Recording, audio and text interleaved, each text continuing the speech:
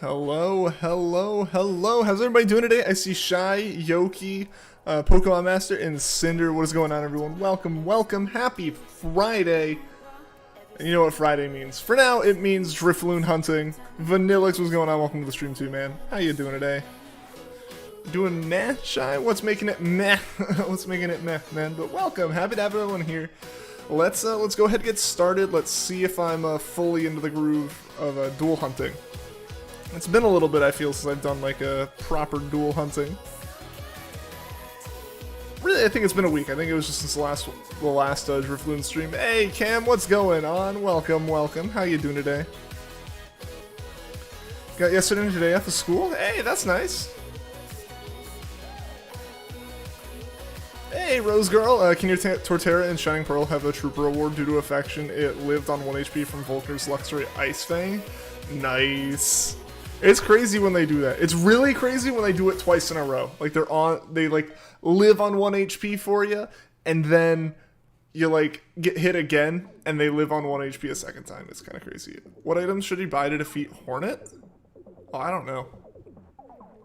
I don't think that early on in the game I was equipping like specific charms to do things. At the time, I think I still had like the two charms I know I ran the most at the beginning were Compass and the one that brought the like Geo to you, I think, was like the two that I ran most. So I don't think I had any combat charms on for a while. Hey, what's going on, Sutton? Welcome to the stream. Doing good, man. Feeling better than yesterday. Hey, that's awesome. Get to go back to work Wednesday. Glad you're feeling good enough to be going back to work soon, man. That's awesome. That's great. That's great to hear. Those are the ones you have on right now? Yeah, so the biggest thing I will say with Hornet, and generally, it's one of the reasons why I love a game like Hollow Knight, where it's built very much with the idea of there is no like chances to it, right? Like there's not a lot of RNG at play, or at least not a lot of unpredictable RNG at play. It's just listening to sound cues for what move she's gonna use and start moving around, or starting to like react to her like voice lines, I guess. Like they're voice lines, but they're gibberish. But those voice line sound cues, yeah, those are really nice. Those are like really, really, really telling of what she's gonna do. And it's like one thing, it's like, all right, she's gonna throw her needle, or she's gonna do the like air ball thing, you know, stuff like that. Got your COVID test results and you're negative. Hey, that's good to hear. That's really good to hear. Got to 24,300 on Lugia on stream today, which means you're gonna be getting to triple odds on your next hunting session. Oh boy, sounds like such a fun time. I hope you find it soon, Cinder. Triple odds with full odds is rough.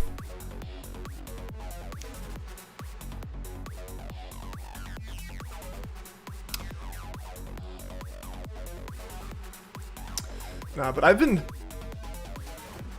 I don't know what it is or how it came up, but a whole bunch of Hollow Knight came up in my like YouTube recommended feed, like in terms of like record runs or just like videos about the game and like weird mechanics and stuff. Like I feel like I might be playing Hollow Knight again soon. You've discovered you're a Little Mac main. You just like equip them and suddenly start like rocking it. But yeah, no, Hollow Knight's so much fun. And now that I've seen a lot of people play it, I want to get back into it. I learned a few very interesting little mechanics. Like I didn't know you could like over-equip charms. Apparently it's like an intended mechanic that you can over-equip charms. It's really weird. Gotta play both Oris first? I mean, I should, yeah. I should also finish Halo Infinite. I should. There's a lot of stuff I should do. But the thing is, if I get into Hollow Knight, the thing is, I know if I get into Hollow Knight, I'll be into Hollow Knight for like a weekend. You know, I'm not gonna be back into it for a month like I was before or anything. Your B button sometimes gets delayed. Oh, that sucks. With a game like Hollow Knight where the controls are so tight, that really sucks. I mean, it doesn't work. Yeah, like it just doesn't. Yeah. No, I get that. I get that. Little Mac mains annoy the crap out of you. You really don't like them. Hey, that means they're good, right? Halo Infinite, you can agree, the campaign's actually really good. I've enjoyed it as far as I've gotten, but I'm forcing myself to play through the whole thing on Legendary, and the bosses are actually, like, quite difficult, I have found. So, I've got a ways to go. That's for sure. Basically, I got to the second, like, actual boss. You know, like, named enemy with health bar. I got to the second one of those, and, yeah, I decided, alright, well, I have a save point close by, I'll put the game down for a little bit, because, like, I knew I needed to get to a mentality where it's like, I really, really, really want to sit down and play Halo. Like, I think I got to this, like, Christmas Eve or something, was when I got to that boss, and I was like, you know, it's good, I'm enjoying the game. I would not enjoy the game if I forced myself to the boss that night, and I just kind of want to get back into it at the right time. I think the backlash from the original trailer and Halo 5's campaign being horrible through putting more effort. I mean, they took a whole extra year for it, so I would hope there was some more effort. Like, just because, like, they took the extra year for quality reasons. I would hope the game's quality at that point. Not like, we deserve a game at this point, you know, kind of thing. But just, like, they delayed it because of how hard they got flamed for it not looking good. So they really did need to make it look good. It is a very interesting break from, like, the traditional Halo formula, and while I enjoy it, I kind of still wish there was just, like, a traditional Halo game. But, I don't know, I think 343's tried to make the Halo universe, and, like, specifically, like, the Halo story surrounding Master Chief so much more intricate and dynamic and stuff that it just doesn't... It didn't fit the old style of games anymore, it didn't seem. Hey, AA Pokemon, what's going on? I got Shiny DRIFLOON in 11 eggs! Nice! Congrats on that. Excited for Legends Arceus? I am! I haven't seen the new trailer, but I'm excited for it. Hate this one Cloud player because he did one stock just so he could land a finishing touch true combo and win before you got going. They didn't get pressure like CD Projekt Red and release it too early. I thought they took him the year. Alright though. Alright, you can't say while yes, Cyberpunk has all of the flaws of a rushed game, its real flaws are that there was no pressure on that dev team for years until it was, we're releasing the game now. And so there was a dev team with no direction that kept wanting to work on really crazy, interesting mechanics, which, fair.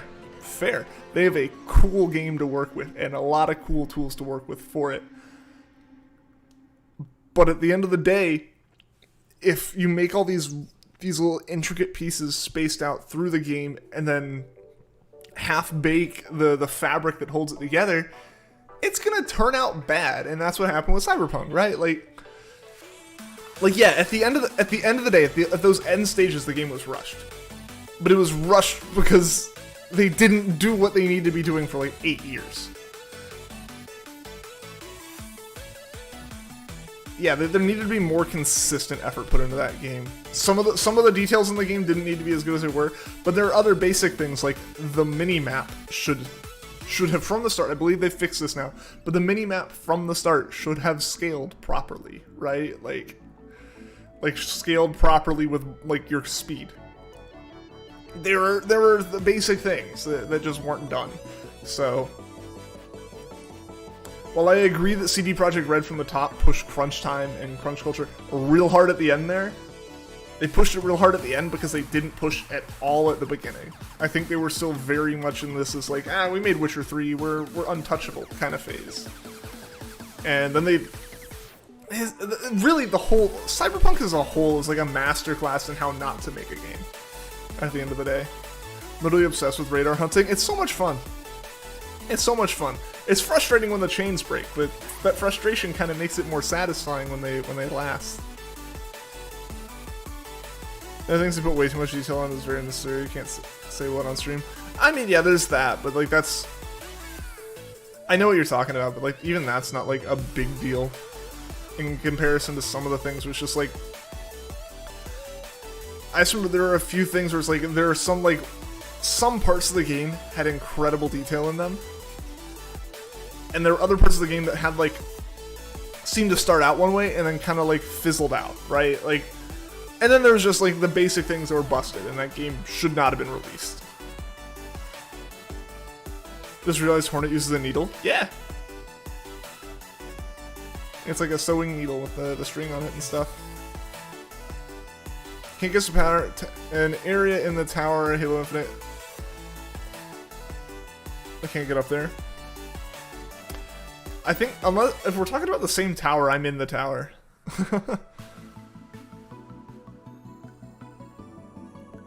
Voice actor for Echo 261's Octane's voice actor in Apex Legends. Interesting. Always miss the buggy driving though. It was the funniest thing. There were just those moments, right, where it's like the game totally freaked out. Yeah, like the game would just totally freak out on certain things.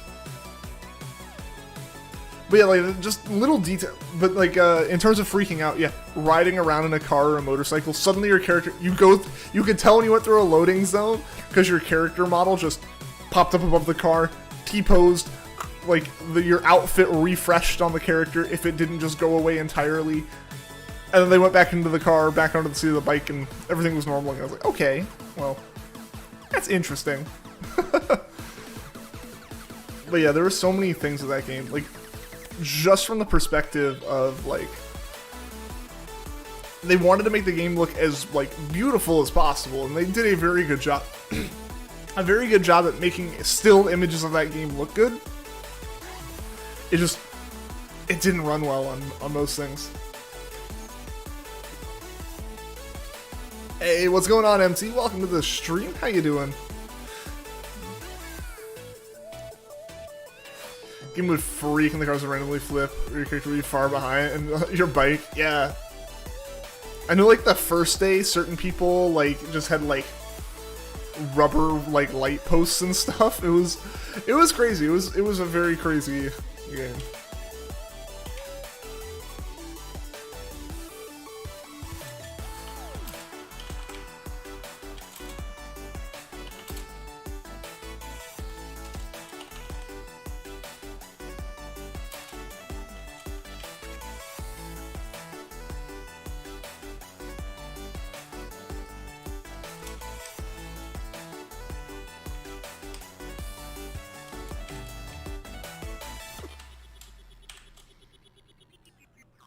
We're gonna see if this works, because I don't know if this is working.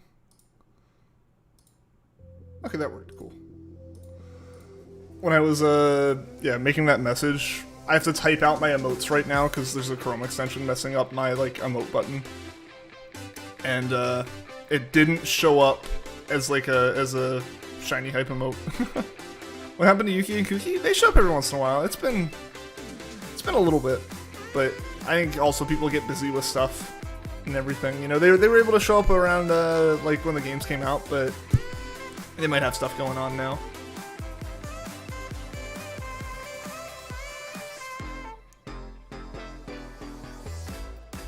It runs like bleh. Yeah, exactly. Yeah, like it's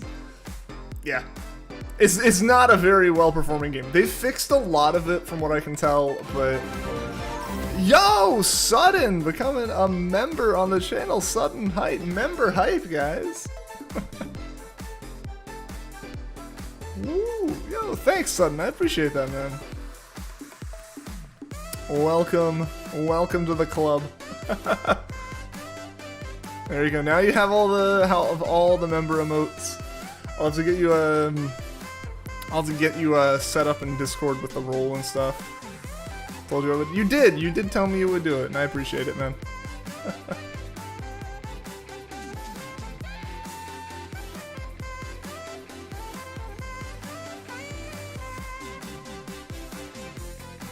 Member hype, heck yeah. Jazzy feeling today, yeah. Now we're just rolling with the usual standard playlist today. I feel like we used the other playlist enough. I should go back to this one for a little bit.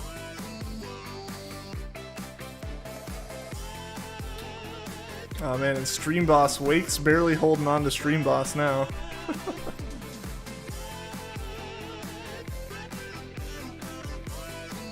Did they fix the frame issues in Cyberpunk? Been seeing they fix a lot of issues. Frame issues are largely down to just like, if you leave the game cranked at max settings and you don't have a 3090, it's not gonna run well. So that really just comes down to like actually like messing with settings. Because I remember I was able to get the game to run decently well. Like it's not like, yeah, there are some performance issues, but they're not going to get a lot of frame rate back with how graphically intensive the game is.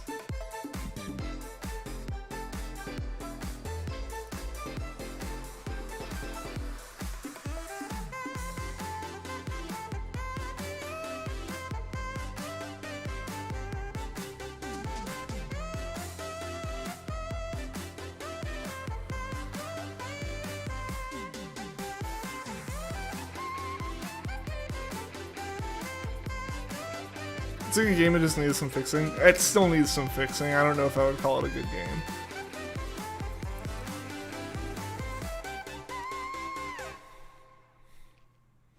Yeah, I don't know if personally I would call it a good game. Especially on console. Has it even been allowed back in the PlayStation Store yet? Because I know that was like a problem, right? Like, they got real in trouble with Sony on that one. Hey, Silver, what's going on? You're able to get the 3 new Evolution VMAX boxes today after going to multiple GameStops. Each had limits in only 2 of each. Dang, well, hey, I'm glad you were able to get them.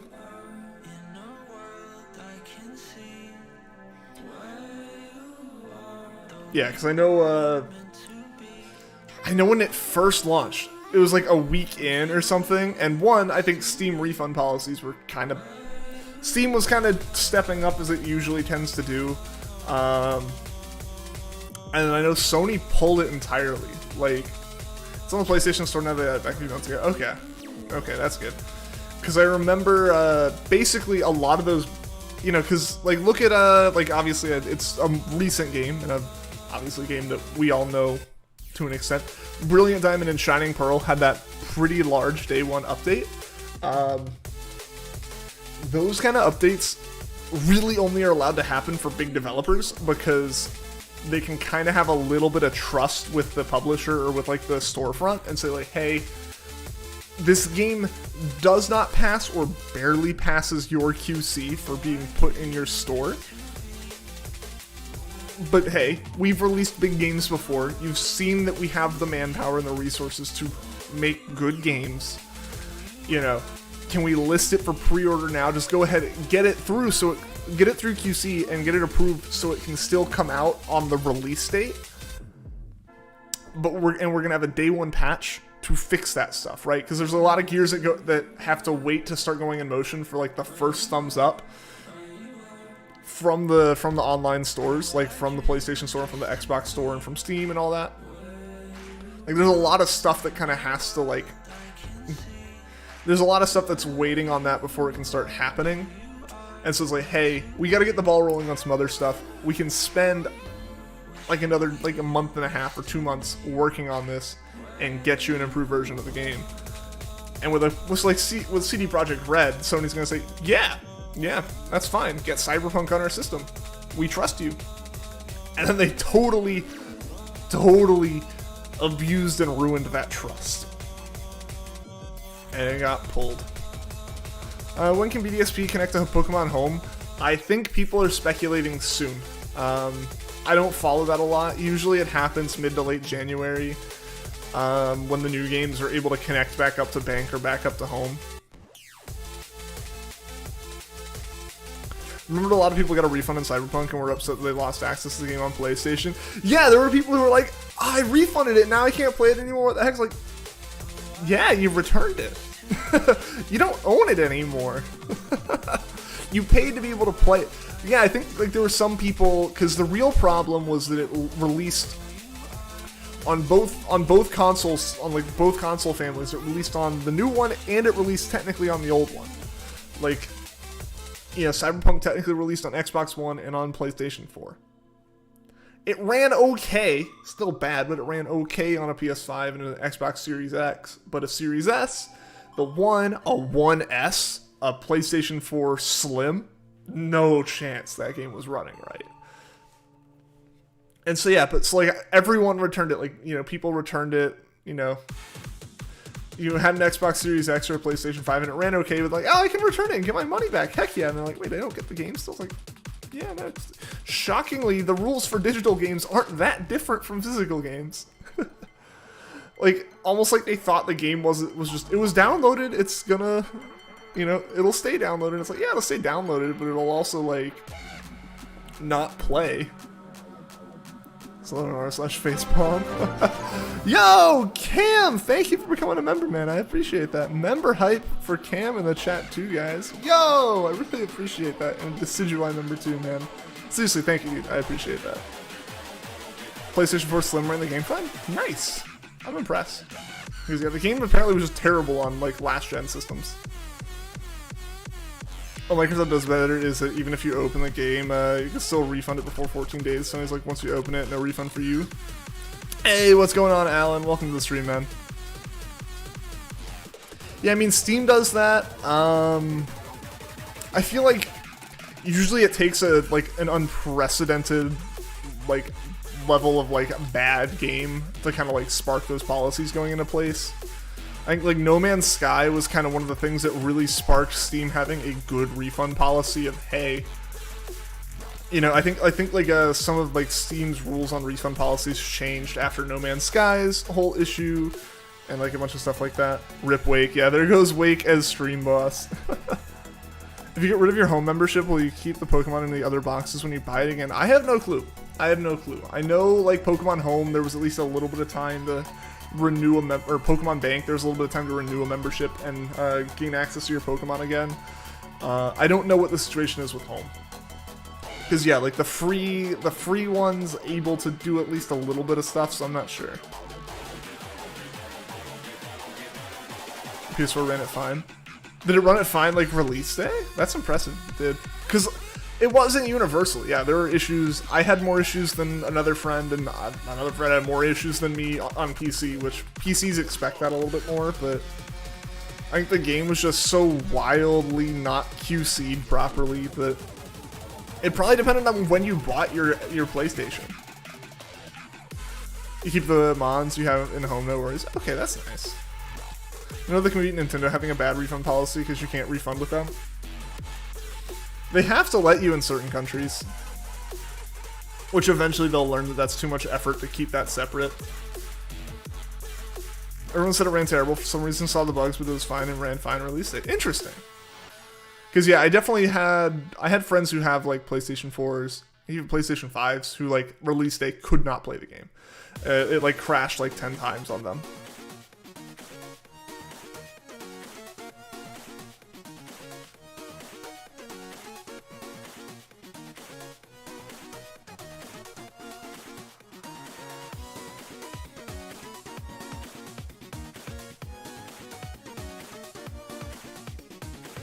Crashing PS4 multiple times, yeah.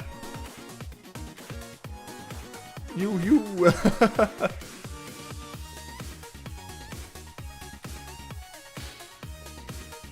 Thank you for what? Ah, are you talking about the answer to the home stuff?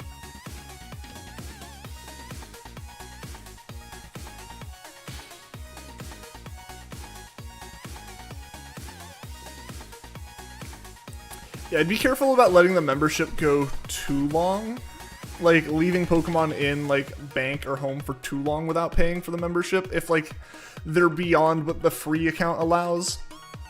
I think what the free account allows, what, like 30 Pokemon? Like, one box.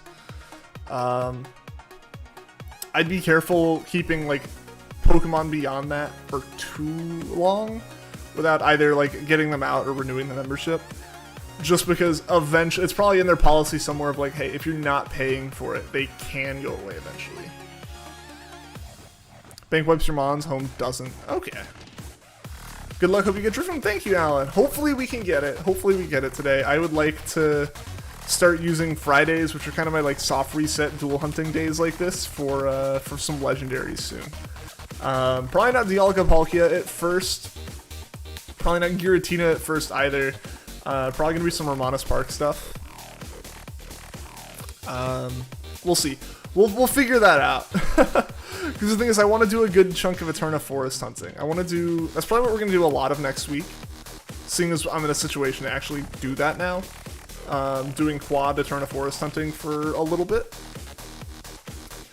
This weekend, I'm gonna get that more set up and more properly going. So that, we're ready to go, and we've got like Sweet Scent. We can immediately knock out Cheryl's Chansey, all that stuff. We're gonna get that all set up and squared away, so that next week's probably gonna be a lot of Eterna Forest hunting. So there is a chance we get through that and get to like Dialga or to a Rotom hunt or something like that. I think Rotom would probably be the first one to do. You bought it back last week. It's been 4 months since you last had it, and still have all the months. There you go. Regular Ross Park Legends have new themes. I didn't really notice. Granted, I haven't like done a lot of Ramona's Park stuff. I've caught the Reggies. I've caught 2 of the 3 legendary beasts. That's it. Shards are expensive. Or like the slates are expensive. Shards are hard to come by. It's brutal. It is brutal, but it is fun. It is fun to be able to do the legends and stuff. If only Ian was on 1.1.1 because he do Shaman. I wouldn't though. Why would I do Shaman? There's so many other things for me to hunt. Why would I hunt a Pokemon that like you have to glitch to get? Rip your bird Pokemon, forgot what it was called. Oh no!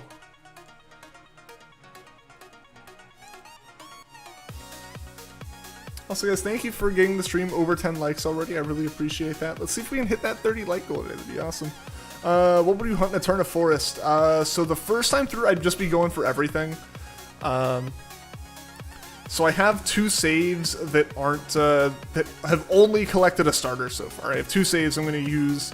So basically I can run them side by side here, and when Cheryl's in there and like you're using Sweet Scent, you can just like constantly get, you know, 2 encounters on each switch and get 4 encounters per like encounter effectively. Like it'd just be quad hunting. And my plan there is to hunt as many things as we can in Eterna Forest before I would risk getting duplicates. I don't know if that makes sense, but like if I got a Baniri, if I can keep going, because if I get another Baniri, I can still evolve into a Lopunny. But if I get 2 Baniris, I'll be like, alright, that's it, and move on, and anything else I come back and radar for. But like, we can get like a Baniri, a Wurmple, you know, a Cascoon, like 2 or 3, or like 2 Badoos and stuff, and like we could keep going like that. We could do Eterna Forest for a while, and hopefully get a ton of shinies. We'll see how fast that is, or like how long that takes, and kind of go from there. But my hope would be to do some hunting there for a while, just to do some unique stuff with it. The zoom. Yeah, like if we don't get to the like goal, I just zoom in a little bit more each time I mention it. I kind of like leaving it where it was. That's actually kind of a good zoom, I think. Shaman's never been huntable, so it'd be fun. It will be huntable though soon. Like, soon, but it'll be huntable. It's in the game because they're going to give us access to it. I'm fine waiting for them to give us access to it. It was huntable in Diamond Pearl Platinum with the original event that just hasn't been legitimately available since, yeah. Yeah, it's like Darkrai and Shaman, I will hunt. It's not something that I'm like, I don't need to hunt it because there's so much other stuff. I don't need to hunt it now, because there's so much other stuff for me to still do now. So why hunt it now when I can just wait and do Shaman when it comes out, and there's a lot more, or like I've got a lot more stuff done.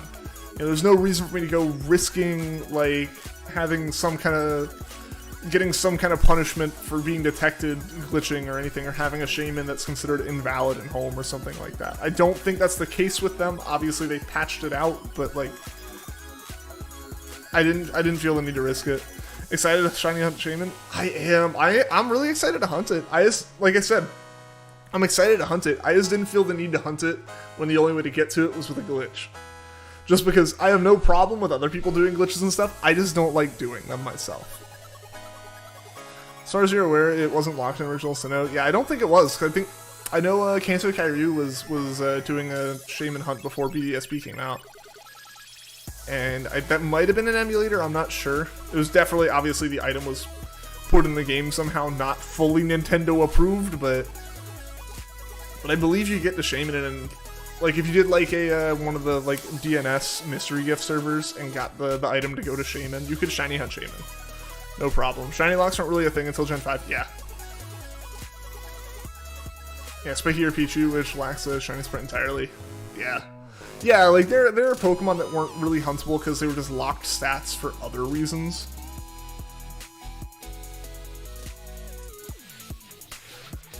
Some other odd few locks, other things I said, but Shiny and Darkrai were not some of them. Yeah, Darkrai is absolutely huntable. I've seen people hunt that. And then yeah, like there's no reason for Shaman not to be.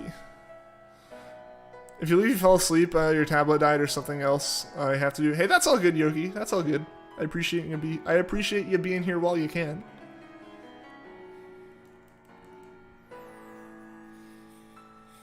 But yeah, so I'll definitely do Shaman at some point. It's just that some point will be when we can go to it legit and do it.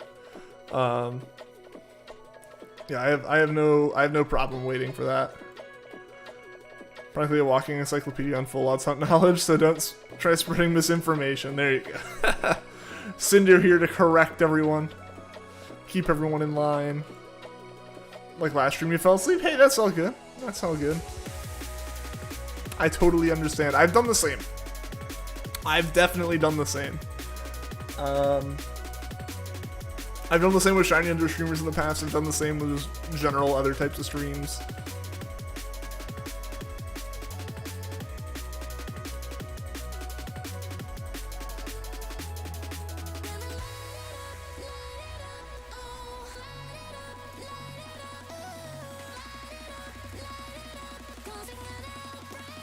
No, most of your enemies, they hurt Chorizo, you'll hurt anyone who hurts Chorizo.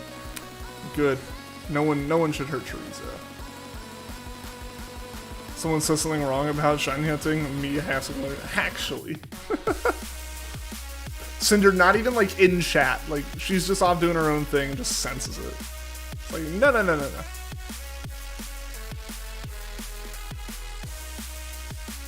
What was chat like when you fell asleep? Oh, no. I didn't fall asleep on my own stream. I fell asleep watching someone else's stream. I don't know what chat would do if I fell asleep on my own.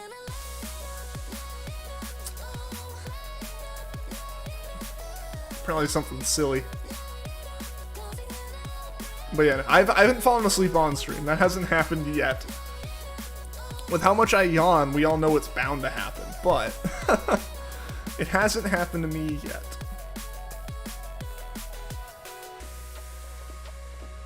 Also, Xeonator, I totally missed you somehow. Welcome to the stream, man. Happy to have you here. Want to do a turn of Forward Suns after you get your short? Yeah. Go for it, man. If you didn't fall asleep on stream, you just say chair stream. But I'm still in. I'd still be like in the chair.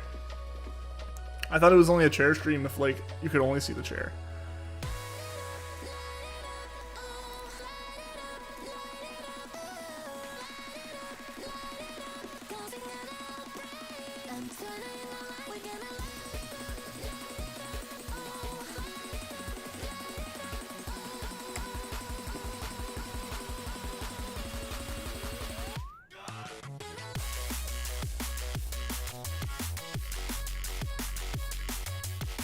Yo, WCD2, what is going on? Welcome to the stream. You failed a shiny Graveler yesterday, full odds. Let's find another one and it exploded. No, I'm so sorry, man. Yeah, that's where those like anything that can no explosion scares me so much when it comes to shiny hunting. It's like, just please don't blow up. Like, I need you to not blow up.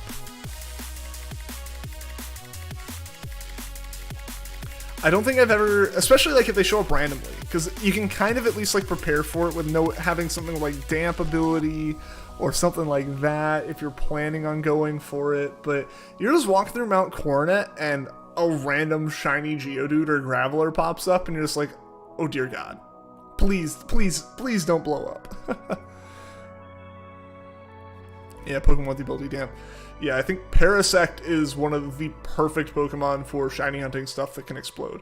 It can have the ability. It is one of, if not the only Pokemon that can have the ability Damp and knows False Swipe. I forget what I was going for. There was something in. I'm also gonna go ahead and save here again, just because I was noticing I was like a step far away. Yeah. There was something in Sun and Moon I was trying to SOS that having Parasect with Damp was going to help with. It might have been trying to go for Geodude. I'm not quite sure. But yeah, there's definitely a good benefit to like having something with Damp. Hey, Stone family, what's going on? Hope you're doing well. I am doing well. Hope you're doing well. Happy to have you here. Jude and Graveler go boom, no shiny for you. Exactly. You're ready in case you find another one. You got your boy Wooper. Hey, there you go. There you go. You plan to do a Turn of Force on another profile, probably after Pokemon Home compatibility gets added, because you're paranoid that messing around with multiple profiles will mess up your save.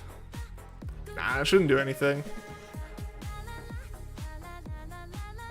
Realistically, no, it won't delete your Pokemon, but you know, you've said it before, very cautious when it comes to your shiny save. That's fair. That's fair. Nah, yeah, I'm totally fine with how it is right now on these, just because because the saves are held so separately from each other.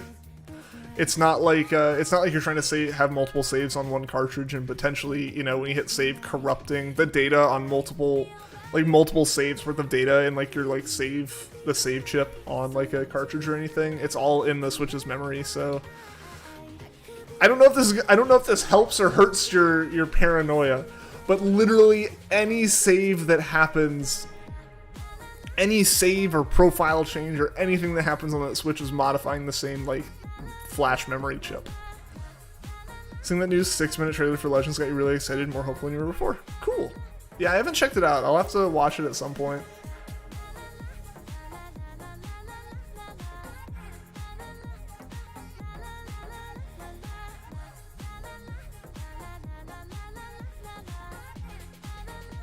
Yeah, no, I mean, I'm genuinely looking forward to Legends. BDSP has been really good. I've really enjoyed it. So, like, for me, like I've said before, I'm comfortable with Legends now being such a different style of game, because I know if I don't like it, I can still play BDSP.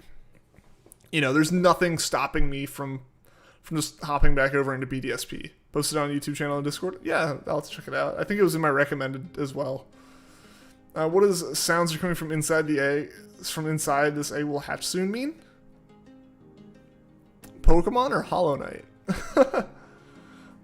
I'm assuming Pokemon. I just assume it means it's close to hatching. I think. I don't know. I've never clicked on an egg. Good to know, but also that didn't change any of your plans. Green Underground will keep you busy enough until Home comes out anyways. That's fair. That's fair. It's hatching. Hey!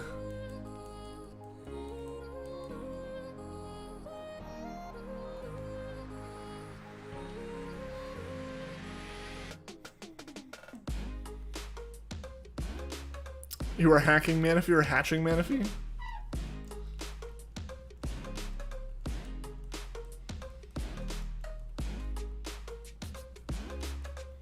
This is actually a second. Oh, there you go. Yeah, yeah. I've never actually like clicked on an egg to see how like close it is to hatching before.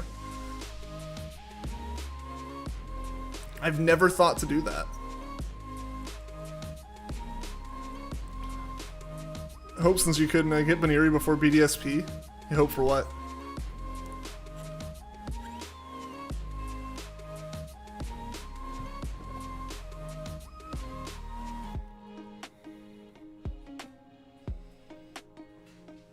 Hope to get it before Legends launches. Hey, yeah, that's a good goal.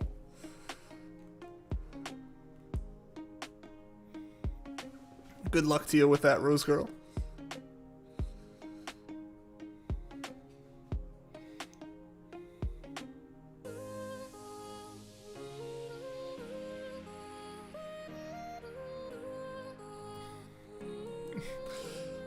Tablet seems to have a little bit overzealous of an autocorrect. You'd like to transfer into good Lucario from Gen 7 anyways. Good attacks, nature and moves, so One hit KO Cheryl's Chansey upon finding a shiny. Yeah, that's honestly probably gonna be the thing I spend the most time doing before I actually stream the Eterna Forest hunts. Is I have to beat the first gym. I have to get to Eterna Forest. That's not terribly hard, right? Like that's basically do the stuff to get to Drifloon and then go like one route further. It's not that hard. But yeah, the one thing I do want to do is make sure I can one hit Chansey guaranteed before I start streaming those hunts, because yeah, I don't want to end up in a situation where I just happen to get a shiny that Cheryl can one hit and then have her like crit it and one hit it or something like that. I don't want that.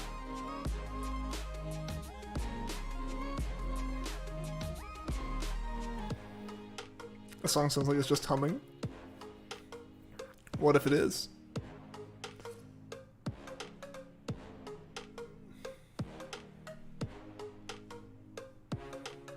Sounds are coming from what?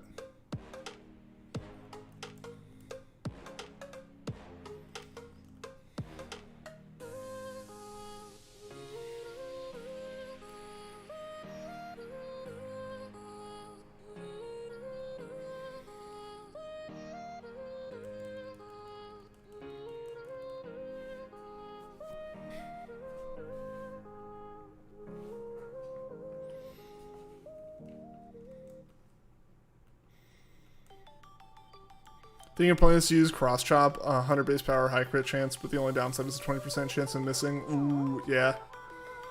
Especially if the shiny finds the Murkrow. Yeah, that's right. It's like I'm just gonna aim for being insanely over leveled. I'm not. Those saves aren't intended to be like challenging saves. They are very much shiny hunt the story related Pokemon that you can only do the hunt once per save kind of thing. So the focus isn't the gyms or Cynthia or anything like that. The focus is Eterna Forest, Rotom, Spiritomb kind of. I don't know if I'll do Spiritomb immediately. We'll probably just come back and do Spiritomb later.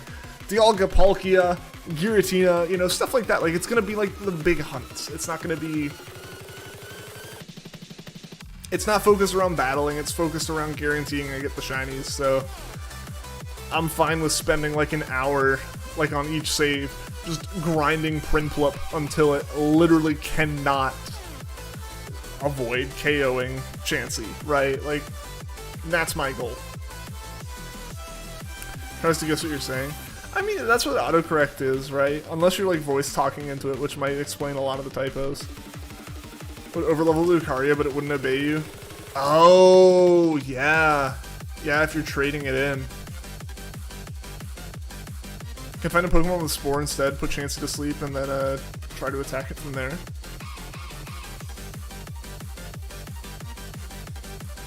That's true, that's true. I know this would probably... I don't know if this would work, because I don't know how the original trainer would work on it. Because you would still be trading it in, so I think it would still count as traded, but like if you traded a Riolu egg or something. Because you're way too early in the game if you're doing the Eterna hunt to like be able to breed a Pokemon yourself. But I'm assuming that yeah, if you hatch an egg that was traded, it still follows the trade rules for level up.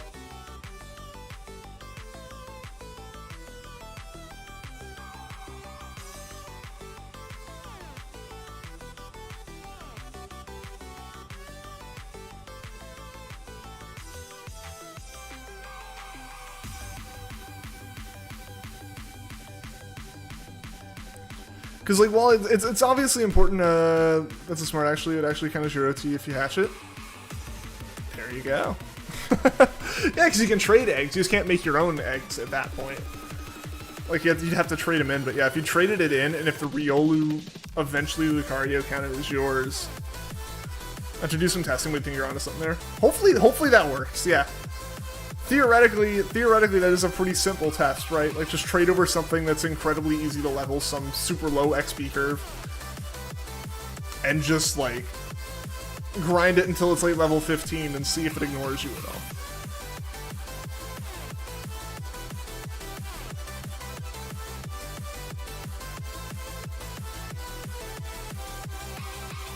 You're getting your Drifloon? You are, Yoki? Heck yeah. Going for a shiny one, or are you just getting a Drifloon now that it's Friday and you can?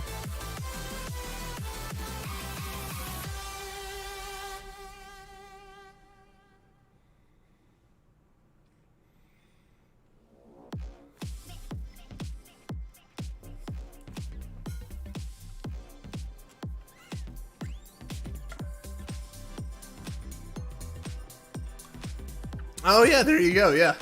That would work real well, because yeah, then you can just dive into the underground and just spike its level immediately.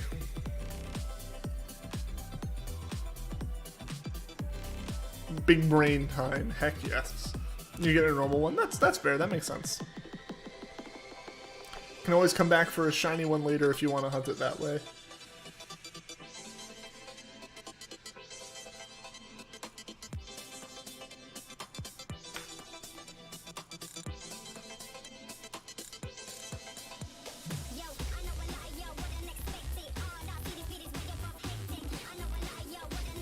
Once you get the Olga, you'll be farming poker rests and trading out. Oh, nice! Holding DRIFLOON along with you. 90 encounters so far. Best of luck on DRIFLOON camp.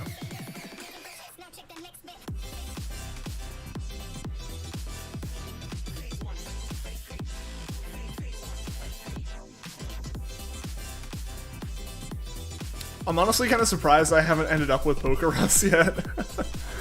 Given the amount of Pokemon I've encountered in the underground so far.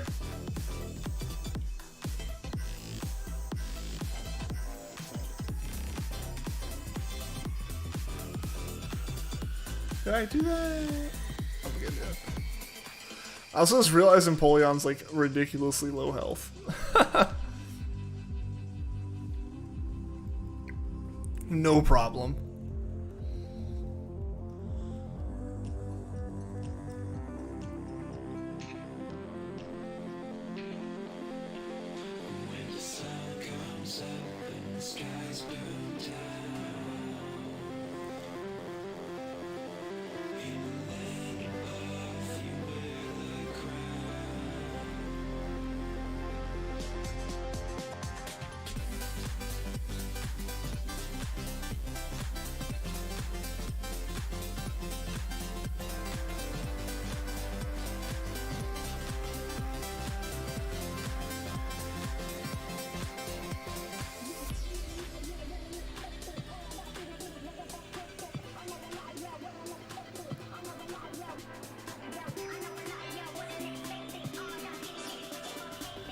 We're back.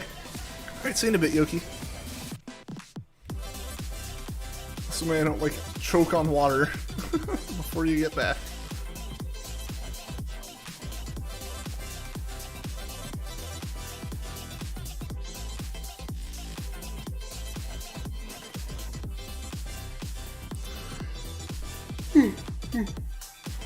Excuse me.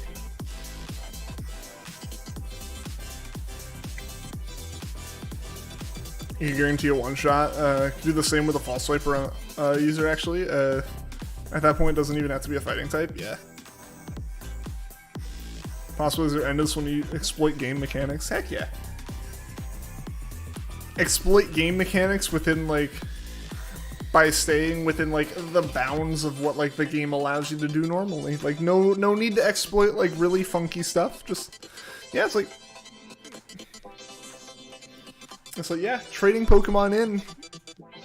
Just, yeah, figure out the way around, like, the punishment for trading big, like, high-level Pokemon in.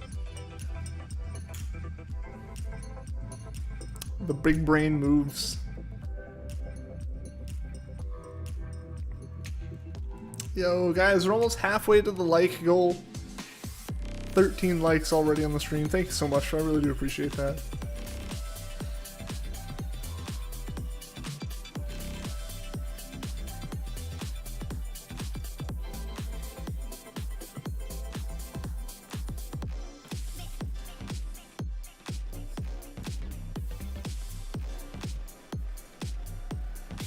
There we go, 100 encounters for the day. Here's the system that prevents you from making the game mega easy by trading in high-level Pokemon. Okay, but like, what if I do this? Yeah. And hey, I mean, that's always one of the fun things to do with games, right? Is like just finding those like all the little like tiny things that they give you, right? Like, yeah, you can trade Pokemon. But you can't like level them up. But all right, but yeah, like if you trade an egg over, like, yeah, it's your Pokemon. You're the trainer it knows, right? Like, so you're the original trainer. It's like, oh yeah, you can trade it back, but it's still gonna count as your Pokemon. It's like, oh, you can just like mega level it and trade it back, and like the game recognizes that it's your Pokemon. And it's like, ah. Hey, welcome back, Yoki. Yeah, it is a really interesting way to do it. And like that's like the one way right now around the home restriction. Granted, in that case, you need someone else to be able to do the trading with you, but so really for Game Freak, they're like, or for Pokemon Company in general, like, oh no, multiple copies of our games had to be sold. That's so, oh no, you know, like they don't care at that point.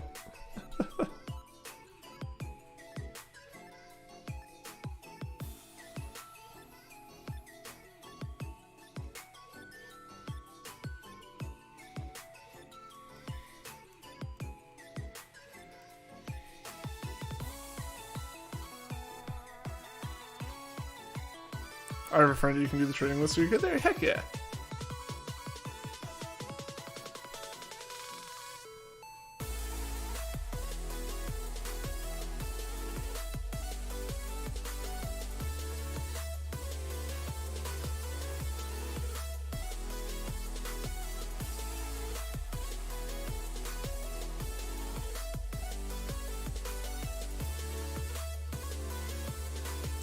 Still waiting for Pokemon Home as your safety precaution anyways, but you're glad you can get around the obedience problem. Yeah. Excuse me. Because yeah, that'd be a problem no matter what. It's not getting in the ball. What's not getting in the ball? Oh, the DRIFLOON? Just being a bit of a pain in the butt. They do that. They do that sometimes. 1550 is the magic number. Alright. Alright, I trust you, Cam. I trust you. Hey, Dark Litten. Welcome, welcome. Good luck. Thank you. I hope you're doing well today. It's on 4 HP. It should be staying in then.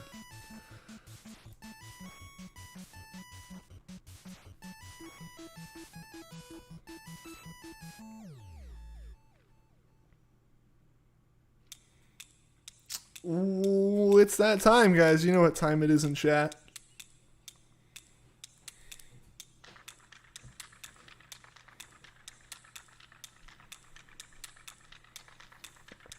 Let's see those crab emotes posted in responsible numbers so that YouTube doesn't understand or doesn't block it. There we go. It's still so silly that they blocked that. It's still so dumb. Well, let's go, guys. It's crab rave time. Back go through. It did go through, Cinder. It did. I have a message from you and from Yoki with crabs.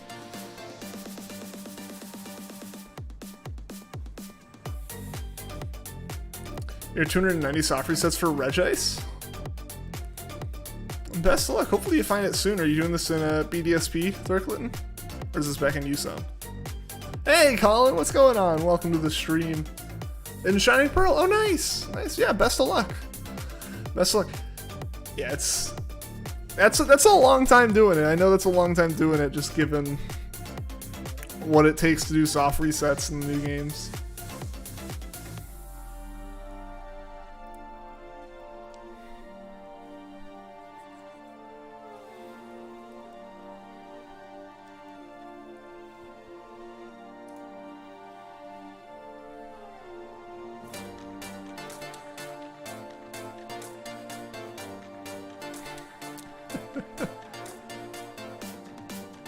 I love the crab rave so much, guys.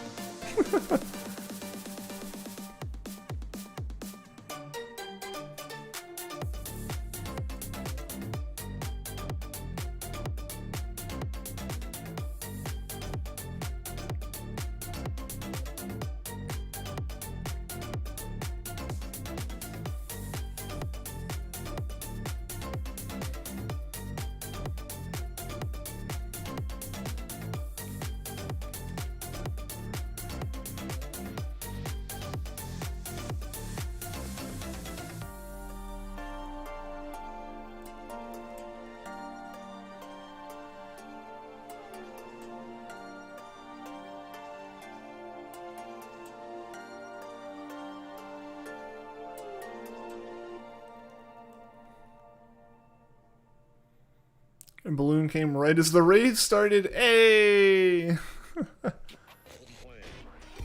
The crab rave attracted the balloon then.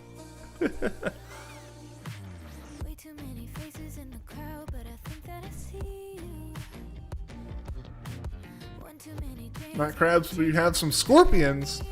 That'd make the party interesting.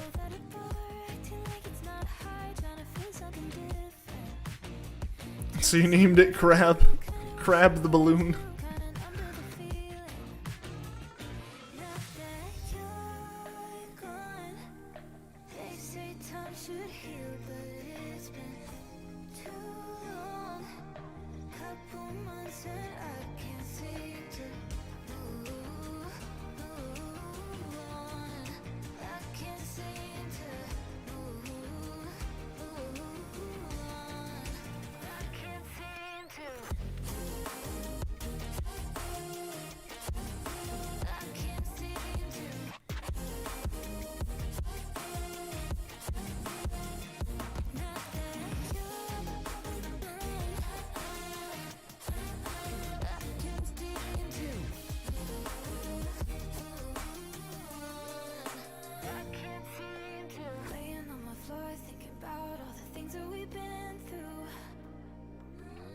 From 24/7 to pretending like I never met you.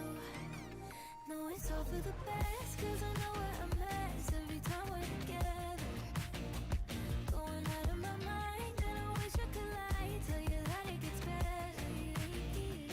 Now that you're gone, they say time should heal, but it's been too long. Couple months where I can't seem to. My chat just freaked out. That was weird. Yo, Dralo, what's going on? Welcome to the stream. How are you doing today? What's up? Not much, not much. Just trying to find a shiny DRIFLOON today. We've been doing this basically every Friday since the Friday after the games came out. Yeah, it was weird for a second there though. Like, Dralo, your message was like half cut off. Like I saw the message was there and I couldn't read it. And I couldn't get it to scroll enough. Hey WC, what's going on? Welcome back. Zangoose learns fighting moves, False Swipe and Thunder Wave. I think you found your return to Forest Hunter. There you go. Yeah, hopefully you can just trade an egg of it in and be done with it. Or trade an egg in, hatch it, and then trade it back, level it up, and be ready.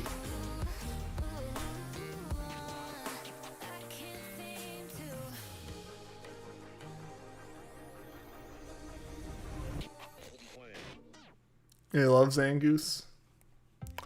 I was always a fan of Zangoose because I always had Sapphire. So I was like, I don't have that one. I want that one. That'd be cool. Can't find your honey tree. Like you can't find the honey tree that you used.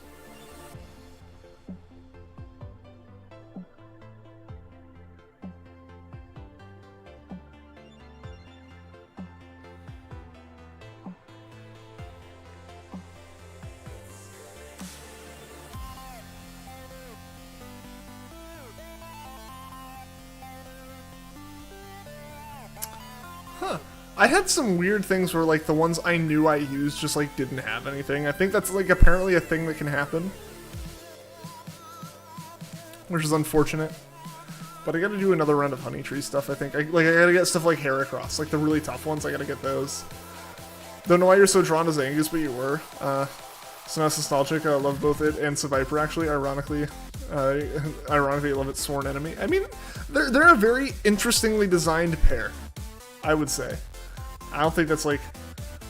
I think like that like works well for them, right? Like the two designs like kind of stand out in like the same way, and like it fits to their enemies, like the design languages kind of clash, but they do link them. So yeah, that makes sense. But I always had Sevipers, and I was like, I want a Zangoose. But I couldn't get one because I had Sapphire. I think you found it, but it's been 6 hours. Yeah, sometimes I don't think they just don't shake, and they don't have anything, and it sucks. You just gotta do it again.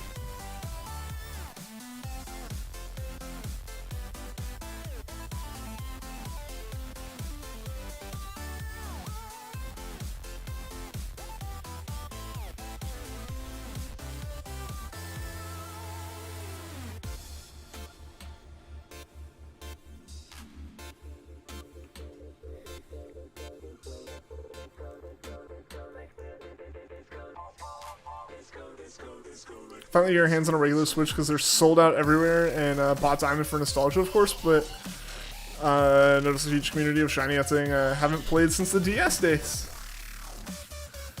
Dude, I feel you on the Switch thing, man. I wanted to get a one of these is the new Switch capture. I think it's that one. Yeah, that's the new Switch capture. I wanted to get that Switch so I could do these dual hunts. And like the OLED Switch was out, and it had been like out for a month, and I couldn't get any Switch, right? Like I was going into stores pretty regularly and just couldn't find any until I got very lucky and found this one. So I feel that, yeah. Now the shiny hunting community is awesome. It really blew up in Gen 7.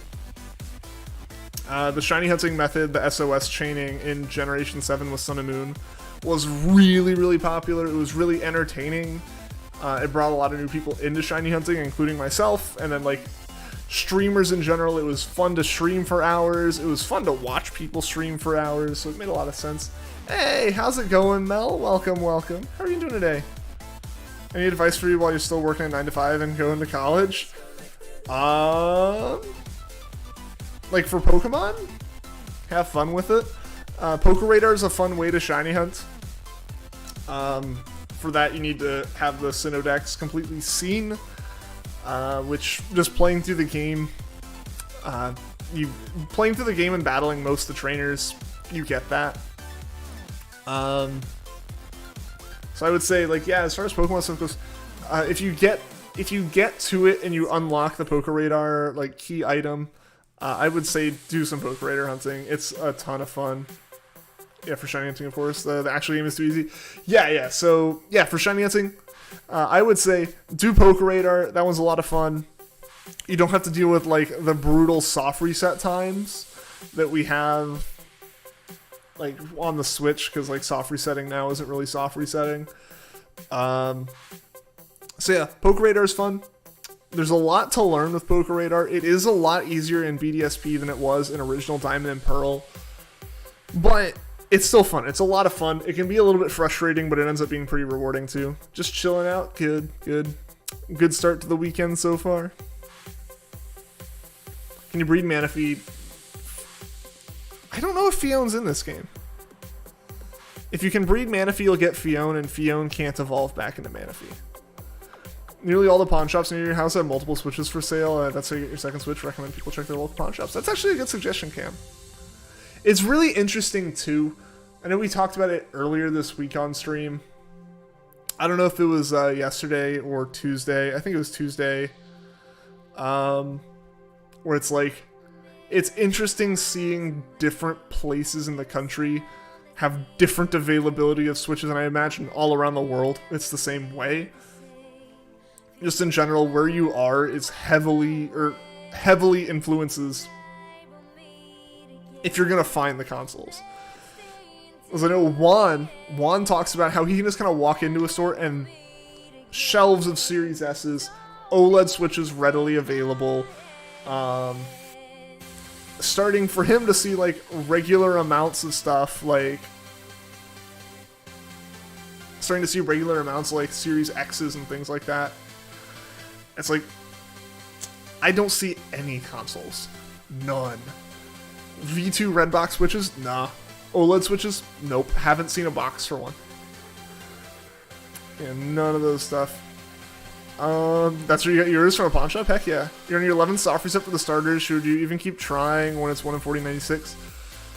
Honestly, if you want to play the game and do some other stuff first, I would recommend just taking a normal one, going through the game, playing through the game.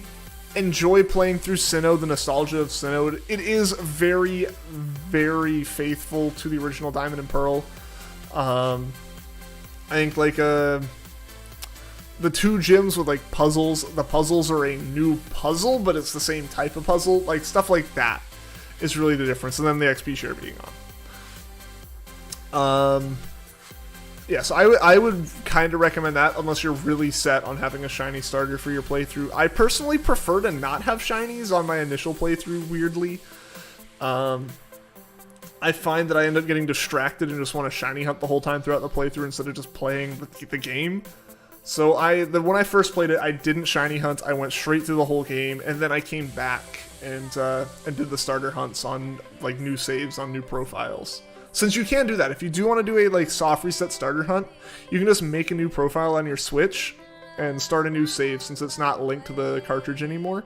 You can do it that way.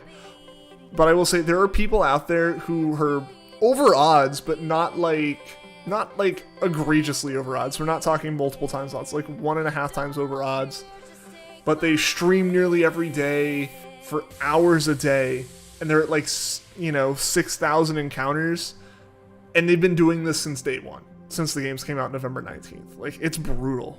That soft reset hunt can be brutal. You can find it in like 100 encounters and play through the game, and it won't really be that bad, but it can get bad. It can get bad. So I don't know if I recommend that. OLED is sitting on shelves everywhere, but you wanted a normal Switch. Really? Interesting. Oh, it's Herakius. What's going on? Welcome to the stream. Got a shiny starter on second soft reset. I am jealous of you. Where the heck is Burmy? I think it's in most trees at like a 10% or like 5 to 10% spawn rate. You lying. Hey, what's going on, John? Welcome to the stream. How you doing today?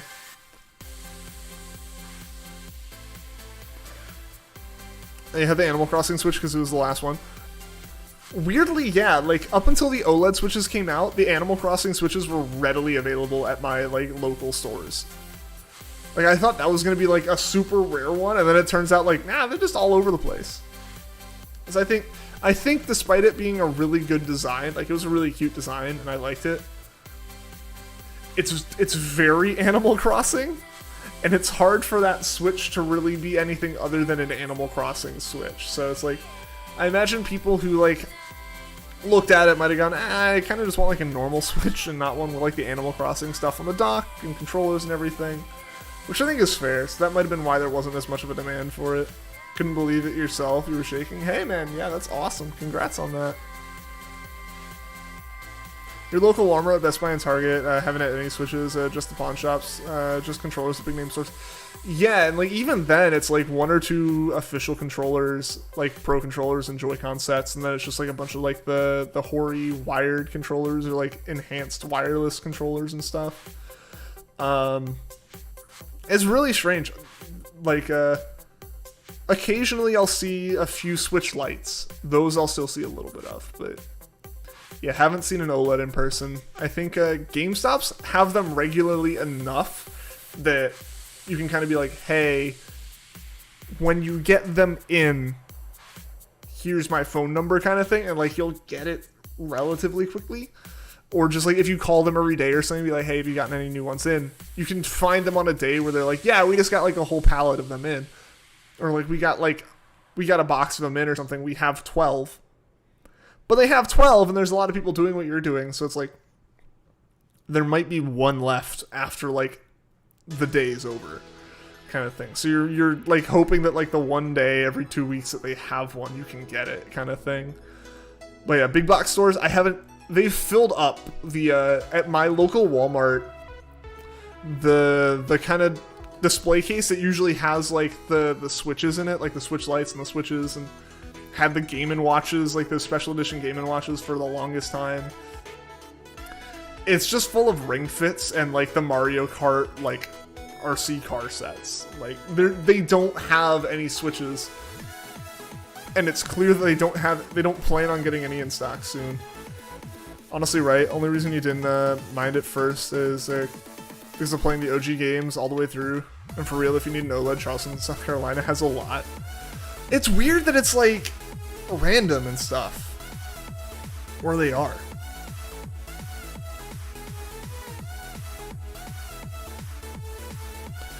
Because like, yeah, I've heard people all over the place not being able to find them at all. I've also heard people, I've heard people not being able to find them at all. I've heard people all over the place being able to find them too. I've heard people who are like not that far away from me, like they aren't that far away from me, say, oh, I'm from this place and we have tons of them. And it's like, you said the same place I would say I'm from. and I have not seen any. It's like they're like maybe like 3 or 4 hours away from me, and I just like know them online and stuff. I'm like, oh yeah, I'm like, dude, I'm here. Where are they? How do you shake the trees? So you put the honey on them. You walk up to like the golden trees, and if you have like honey items, you just like slather the honey on it, and then 6 hours later you come back and the tree should be shaking. If it's not shaking, it's like a 10 to 15% chance, I think, of it not shaking. Is it to slather honey on it again? Literally sitting on shelves. We can fathom spending more just for a better handheld display, especially if you dock it the whole time. Couldn't find lights anywhere. Yeah. My mentality on it was I just wanted a new Switch. I was planning on getting a new Switch anyways before the OLED was announced, without caring or believing or following any of the rumors of the Switch Pro back when those were a rumor. I just wanted a new Switch. My Switch is a like release run Switch. It's one of the first runs of the Switch, so it's like from back in, I got mine in like June 2017, so it was very early on in the Switch. It wasn't like a release day Switch, but it was very close to being one. I think it was like maybe just after the initial fix of like the left Joy-Con problem or something like that early kind of thing. Maybe even before that, but no matter what exactly the specifics are, it's one of the ones that has a slightly worse processor, it's a slightly worse battery. You can see it. Diamond loads slower than Pearl. You can see the difference. There is a like tangible difference. And so I'd already been in the market for a new Switch when the OLEDs were announced. And in my mind, it was really whichever one I find is fine. A, because I want one sooner rather than later, and B, like I can see the value being there of like the extra little bit of money is worth it if you're looking for a Switch, in my opinion. But yeah, if you use no dock at all and you're not really doing a lot of stuff that like spends forever in load screens like I'm doing, it doesn't matter. It doesn't matter. Hey, what's going on, Jiha? Welcome to the stream. How are you doing today? I almost said hello to the bot, but I don't know what it is. I don't know what those bots' whole plan is. Yeah, those trees. Yeah. So it's the golden ones. Those are the honey trees. Far Cry 6 got difficult, so you're a little mad, but it's just part of the game. Yeah, that's kind of the whole idea, right? You don't want the game to be too easy all the time.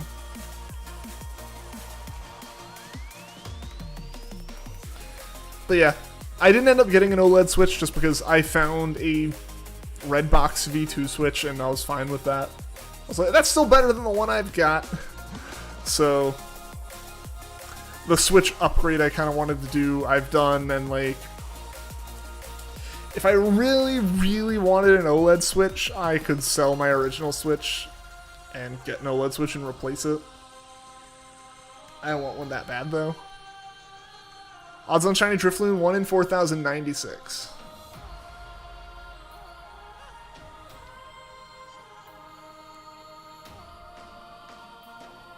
Teresa just spalled some guys? Dang.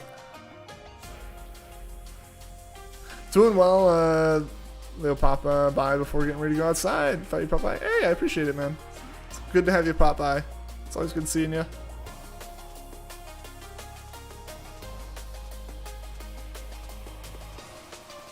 Have a great stream. Thank you, man. Hope your day goes well.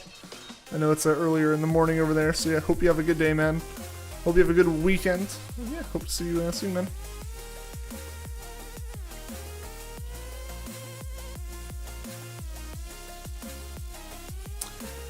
Any beginner tips or advice for you?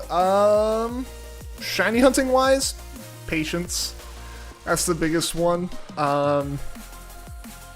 Muscle memory is fantastic as long as you don't let it get too bad.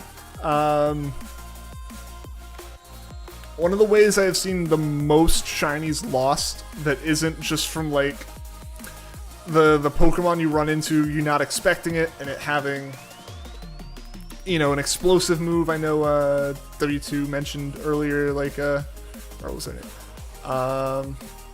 Yeah, WC mentioned earlier, like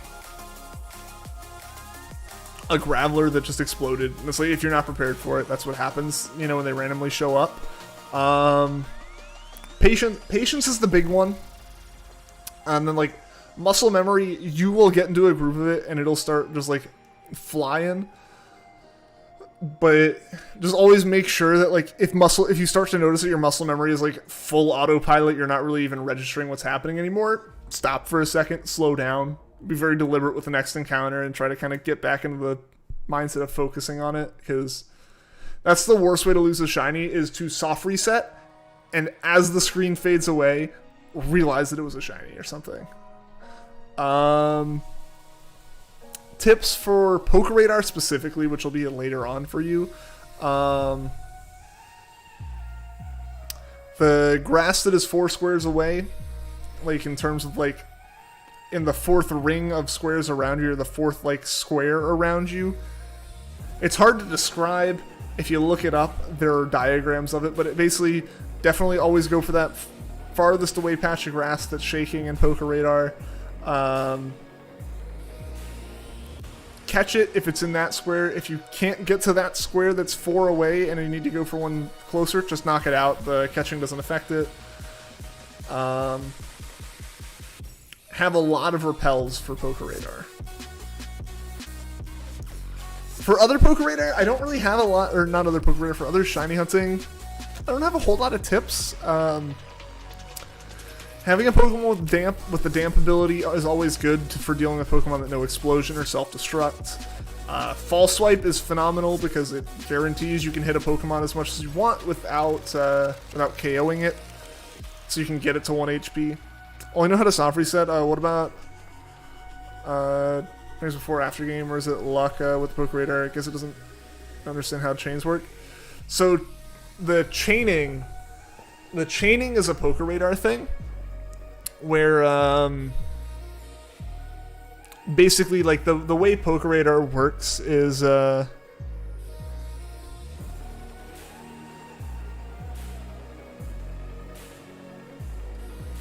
without Poke Radar there really isn't a way to boost your odds. That's not really a thing outside of Poke Radar in these games. The only way to like boost your odds there are 2 ways you can boost your odds without Poke Radar, and one of those ways is to get the Shiny Charm, which you get by catching every Pokemon in the National Dex, all the Pokemon Gen Kanto through Sinnoh. I'm still working on that. It takes a long time, and it doesn't end up being super worth it. It only works for egg hunting, for egg hatching. The other way to increase the odds of finding a shiny while egg hatching, get a Ditto that is from a different language than your save. Go on like a global trade, find Discord servers with trade channels, and if you're playing in English, ask someone for like a Japanese, German, French, Korean, any language that isn't yours. See if someone has a Ditto that's in that other language, because you get 2 Pokemon. Like, if you breed for eggs with 2 Pokemon that are from different regions, or the way they handle that now is just from different language settings on the save, it increases the chance of the egg hatching into a shiny Pokemon by a significant amount. It goes from 1 in 4,096 to 1 in 620. It's crazy. It's crazy. Definitely try to do that if you want to hatch eggs for shinies. Shiny Charm, usually it's a guarantee, I would say go get one, but it only affects the eggs, so it doesn't really help all that much. The only other way to boost odds with shinies is in the Grand Underground. They now have rooms where you can find Pokemon, and one of the things with that is there are Dittos that you can run into outside of the rooms, and those just like increase a counter, and once the counter gets to 40, it doubles your shiny odds for like 4 or 5 minutes. It's not worth it. That one's not worth it. The one thing I can say outside of play through the game, get the Poke Radar, and do Poke Radar hunting is get a 4-in Ditto. A 4-in Ditto and doing like egg hatching is going to be the easiest way to find shinies, or like the best way to boost your odds for shinies outside of Poke Radar. Eventually learn how fast you register information. Yeah. I can adjust your soft reset pace for max efficiency. Yeah, exactly like Cinder said. Because even I'll definitely be guilty of it sometimes. I'll be like really getting into a groove and wanting to get to like the next big like kind of milestone number, like getting to like 2,000 or something like that right now. And I'll start going a bit too fast, and it's like, uh-oh. I won't really pay attention to the Pokemon on screen, and I'll soft reset, and I'll just be like, man, I hope those weren't shiny. So per se, you want a shiny Starly right after getting your starter. Is it just luck because of the random encounter? You can't chain because you don't have the radar. Yes, exactly. So the earliest you can get the radar is after the first gym, and the only way to get it after the first gym is to trade with someone who has all of the radar, or has all of the Pokemon in the deck, sorry. Yeah, so the way that you would do it like beating the game, basically before you have radar and before you get to Salacian Town to do like egg hatching, is just running back and forth in the grass or using Sweet Scent. One of the earliest kind of like shiny hunt things you can do that isn't like that moves a little bit faster than like basic random encounters is random encounters, but in Eterna Forest with Cheryl. Because when you're with Cheryl, you get 2 encounters per like, or you get 2 Pokemon per encounter. So that goes a little bit faster, but you can only do it at that one specific point in the game.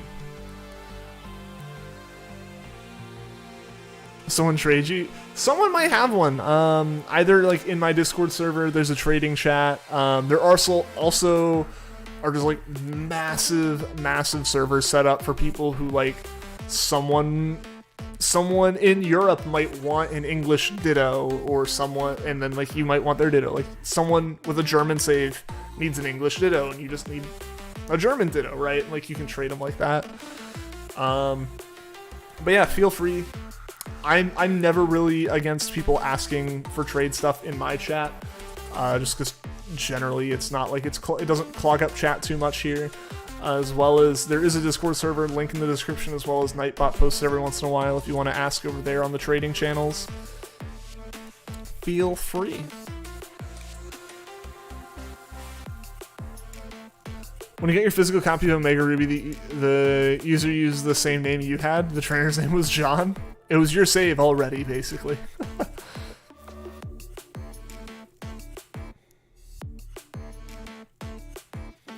Pretty experienced, at least in full odds. So for tips on motivating yourself and passing at the time, yeah, there you go. RH1, awesome, I appreciate it. Happy to have you there.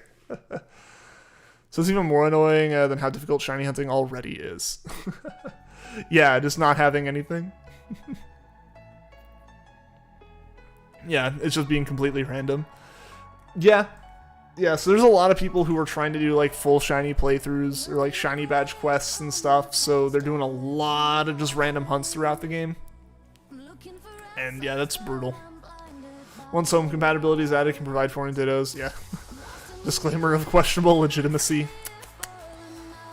Yeah, I mean, I have like my Japanese shield save and stuff like that I could use to get some more dittos and stuff like that, or not ditto, Digletts. No, I was right the first time, dittos. Gosh dang it. I don't know why it was so mixed up. Hey, what's going on, JT, and welcome to the stream, man. How you doing today? You're gonna try to beat Hornet. Best of luck, Yoki. You got this. You got this. Also, guys, thank you for getting the stream over 15 likes. I really appreciate it. Let's see if we can get to that like goal of 30 likes. That'd be super awesome if we could do that today.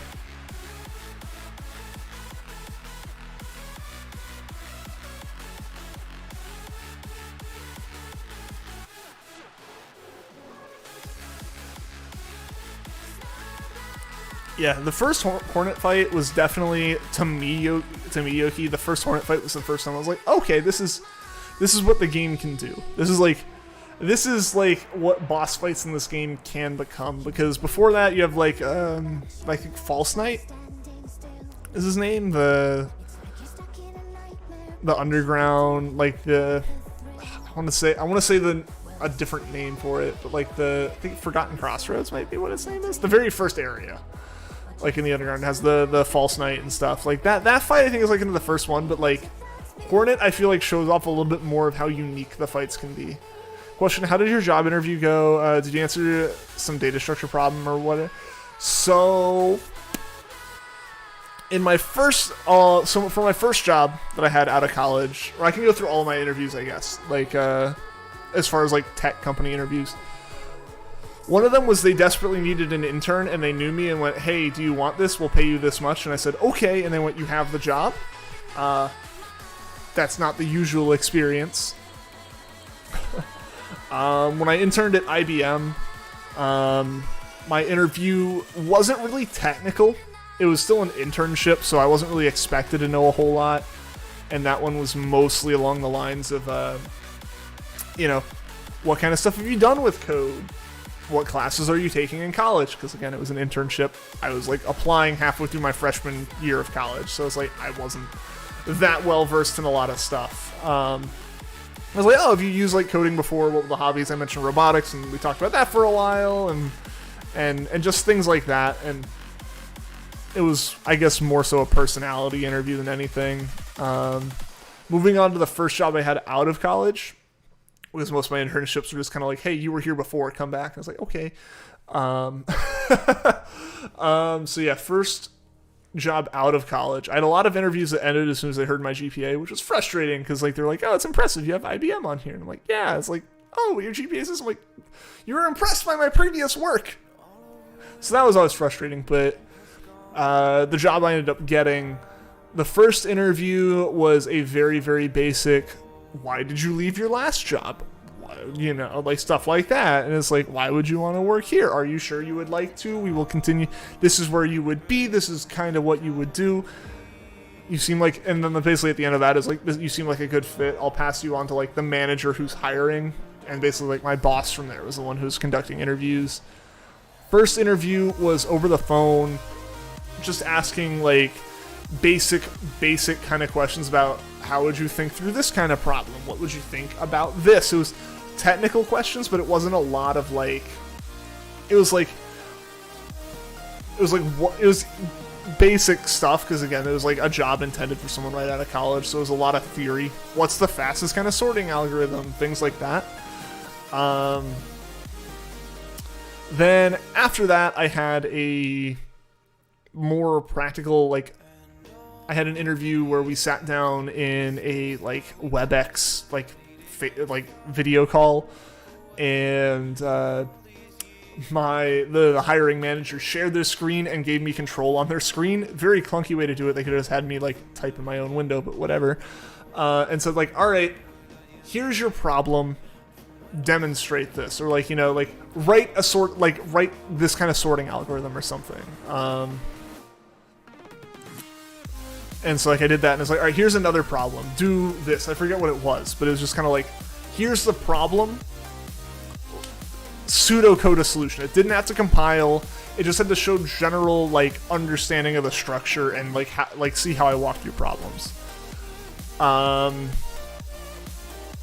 Then after that, I had one in-person interview that was largely a personality one. Largely just they wanted to sit down, kind of talk, go over what the job would be, what kind of the role would be. Just they wanted to get to know me, make sure I wasn't like a jerk in person or something, and like, they asked me a couple more technical questions, but nothing like overly, nothing more in depth than what I had already answered in like that phone interview.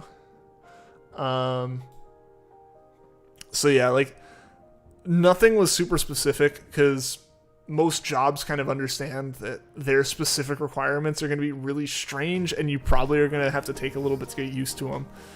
Like my boss at my current company was just like, he's just like, "Yeah, I give like everyone 3 to 6 months just to get their footing here," kind of things. So, like there's a lot. If you have a good manager, a good boss at like a reasonable company, unless you're being brought in because it's like, we need someone who knows this right now, it generally seems that it's kind of like we expect it to be like a slow process of getting you onboarded and involved and everything. So they're not looking to make sure you're perfect right out the gate. I got super lucky for some of your interviews. Would love a personality interview for your internship. So by personality interview, I don't mean it's like answer questions about yourself. It was like they wanted to sit down and talk to me and talk about my previous work experience and stuff in person, and ask like, "What did you do when you were at this job?" what did you do when you're at this internship? What did you learn in these classes? You say you know this. How well do you know this? And, you know, talking through that and basically, like, make sure I can answer these questions. Make sure my resume wasn't just lies printed on paper and stuff. So it's not like personality, like, oh, yeah, he seems really charismatic. But when you get to those kind of interviews, depending on the company, those are kind of the point where it's like, okay, we want to hire you. Let's make sure that, like, you're not giving us weird vibes when you get here, and, like, making sure it doesn't feel like you just lucked out through the first interviews. It's basically what it was. You know, when I did that interview, I was incredibly nervous and felt like I was going to vomit, because first job interview out of college in a suit and tie at a big office building, and like, oh boy. But it wasn't like, at the end of the day, it wasn't a big thing. My interview for my current job had very little in terms of technical questions, in terms of like, do you know how to do ABC? It was like, okay, so what did you do at your last company? You know, hey, was there a time that you ran into a problem? How did you solve it? What was your process of working through that kind of stuff? There were no technical questions, or there weren't any like technical questions in terms of like write like a sorting algorithm or something like that. There was no like writing code or describing. I had to answer a couple questions about like, what does this term mean? But like, that was it. And even then, those are more so, let's gauge what your knowledge is.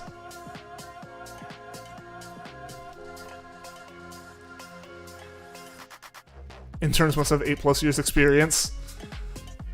Honestly, like, you meme, but I know I've seen like those job listings where it's like, especially with coding, where it's like job listings are like 10+ years experience with this language, and it's like, this language is 5 years old. Nah, there's just a lot of tech like job listings, especially where it's just like, you seem way out, like, it seems like this is unreasonable expectations. Just apply, because it is, and like, the people who are actually hiring you know that. It's just like the HR listing is completely off base. What's my thought on Legends? Can't wait, because you'll always play Pokemon regardless, but hate the empty void when it comes to world design, like the landscape and trees, etc. I'm interested in it, and I've become more excited about it since BDSP came out, and since BDSP was good. I was really nervous about Legends back when when both games were initially revealed, because they didn't tell us anything for 6 months, and I was like, this means that BDSP probably isn't good, and Legends might not also be good with how experimental it is, so I was really nervous about it. But as soon as we saw the BDSP information, it's weird that as soon as we saw information about BDSP, I was more excited for Legends, but it's because I felt more comfortable with BDSP, and there's a safety net of a Pokemon game I'm going to be interested in. You know? There's 47 bosses and you're on the 3rd. You don't necessarily have to fight all of them, actually. It's very interesting how that works out. Just made a bomb. Ice cream sundae. Noise. How do you get more heart things? Like more health? Fragments of that are scattered around the world. So glad someone asked you about this. Just got out of being a body tech on 100% commission for 6 years straight out of high school. Finally going to college after being screwed in a trade job. Hey man, good luck with college. Hope it goes well for you. Seems like at least, like, you know, you tried something and realized like college might be the better option and go into it, as opposed to just like doing the go straight from high school to college no matter what like your plans are. So hey man, good luck with all that.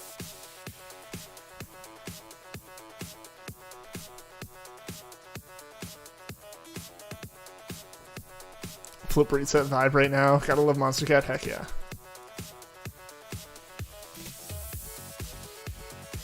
Your major is engineering design graphics, so your plan was to do community for 2 years and transfer it to for the last 2 to pivot into architecture design, because communities don't have that.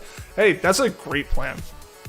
That's a great plan, yeah. Knock out any like general, like any just kind of gen ed courses and stuff, and easier classes at like a community college, and then transfer into a more specialized school when like you get into your major and what you actually want to do.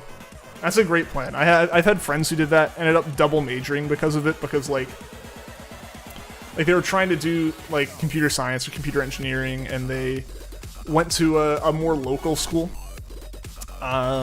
that's a bit smaller. Did I think like 2 years, and then transferred to a bigger school for like 3 years after that, and got like their intended major and a physics major just because of like the classes they took it both like worked out that way and stuff. And it's really nice. It's really nice. It's a good strategy. It's a good plan for it. You want to fight them all? Heck yes. Go for it. Get 112%. Get 112% Steel Soul.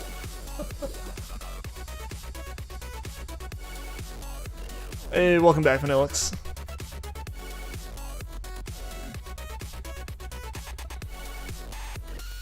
Have you ever had to use Deich's algorithm or some garbage like that in an interview? No, nothing that theoretical. Like I said, the most theoretical of a question I ever had in an interview was like a pseudocode like merge sort was the most I had as a technical question. As like a do a just theoretical like abstract coding thing. That was the most I ever had to do. Yeah.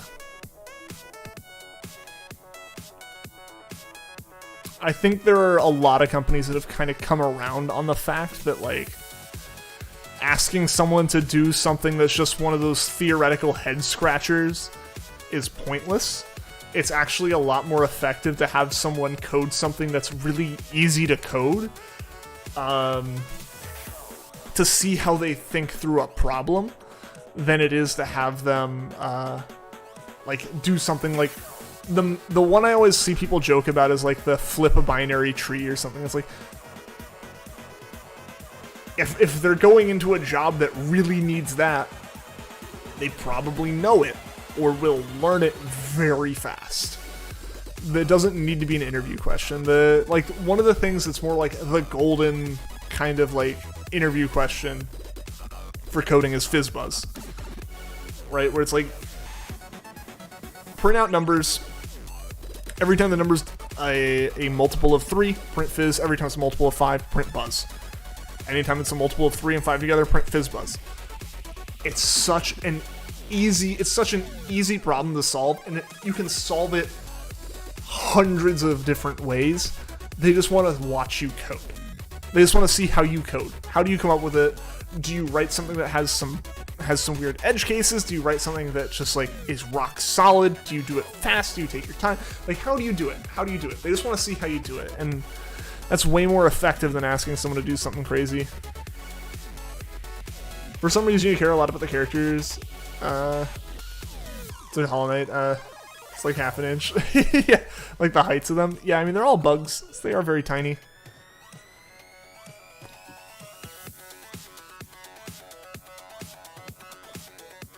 Oh no, flush it my DNS. You monster.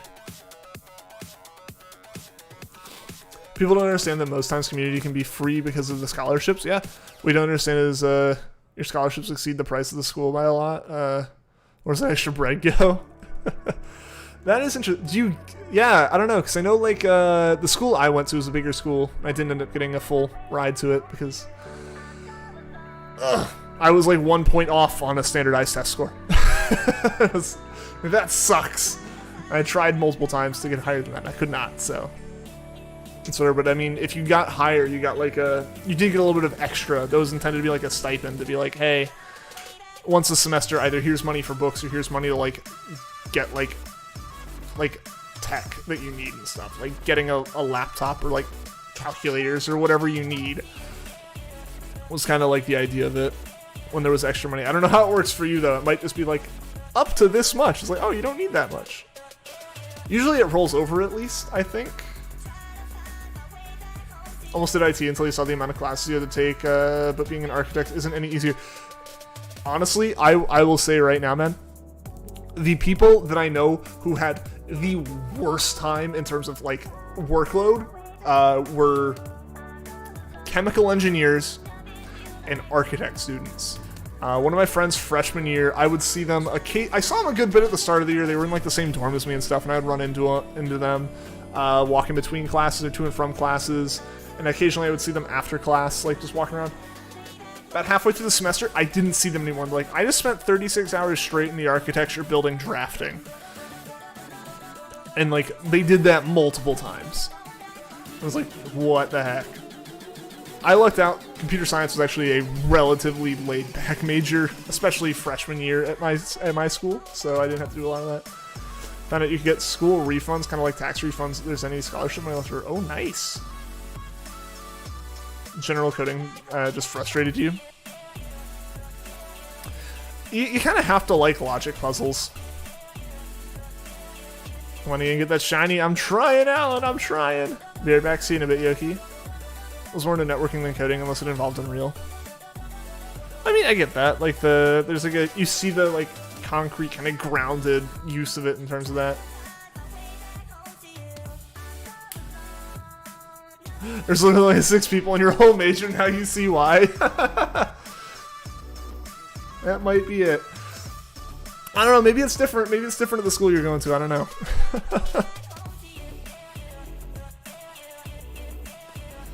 Weren't forced to take physics to get your degree for some reason, you got lucky. Yeah. That was the best thing to learn going into college was basically I showed up for like orientation over the summer. They kind of walked through like, hey, we're going to walk you through what classes you need to take, what we recommend you take, what kind of like materials we or like what kind of like, you know, kind of stuff you should probably get supplies wise and everything. Or in terms of like, if you're getting a computer for this stuff, because it was computer science and engineering in general, it's like, here's the recommended specs, things like that.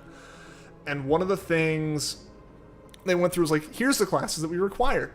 The first thing I loved was it was basically like, you either have to take a sequence of history or a sequence of English classes, and just one of the other. I was like, oh, thank goodness, I can take one English class, be done, and take history. It's like one English literature class, like, which is not my subject. It's never been my thing. At least it hasn't been my thing since like middle school, when I like last read a book for fun. But like, so that was nice. And then we went down the list. It's like, everyone in the College of Engineering here needs to take either a sequence of chemistry or a sequence of physics. Asterisk, chemical engineers need to take both. Asterisk, computer science majors don't have to take either. And I was just like, heck yes, computer science for the win. Granted, it's the reason why I didn't technically graduate as an engineer at the end of it and graduated as a computer scientist and not a computer engineer or a software engineer. Who cares? Same jobs. I took geology, smashed some rocks together like once a week for labs, and that was that. Easy grades. Taking discrete math, in the semester you're scared. Discrete math isn't bad. Discrete math is basically just like explaining math. Why you know that an even number plus an even number is always an even number. Just write it out for 5 pages. It's not terrible. I didn't mind it. My biggest problem with discrete math was that a lot of the problems we had, like, I got 99% of the way through it, and there was like one step I could work forwards and backwards, and there was one step I'd get to in the middle. I'm like, I don't know how to make these meet. And it was like, oh yeah, remember that one weird trig property that your 10th grade calculus teacher mentioned one time in passing? Or like your pre-calculus teacher mentioned one time in passing? And it's like, oh yeah, that does it. But it's like, of course that's not on my mind. So, like, the discrete math wasn't hard. It was just remembering other math for it was my biggest problem. That's why if you don't end up going to a trade school, you're going to major in history in college, so you're good at history, and well, doing it. Nice. I got a few friends who majored in history. Give you some luck. You're on a 30-cent chain for Weasel. Oh, Alan, best of luck. Wait, you're going for Weasel again? Did you not get enough of them before? Good luck on it either way. But got lucky and mostly got to do classes that went towards your IT degree. Most genetic classes you had to take were college English. All 1 and 2 in college math. Nice. Don't laugh. You don't know the struggle in physics, weird chance. I laugh because I didn't have to do it. I know the pain. I took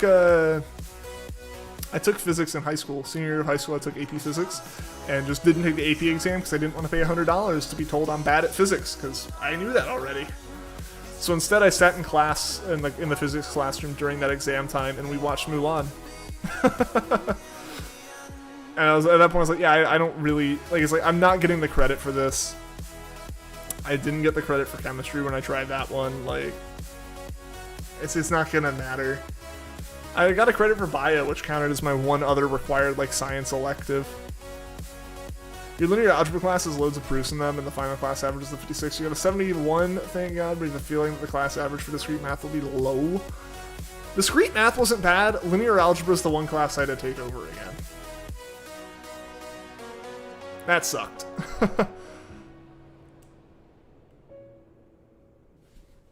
Chemistry was yucky. Like, it felt like it should have made sense.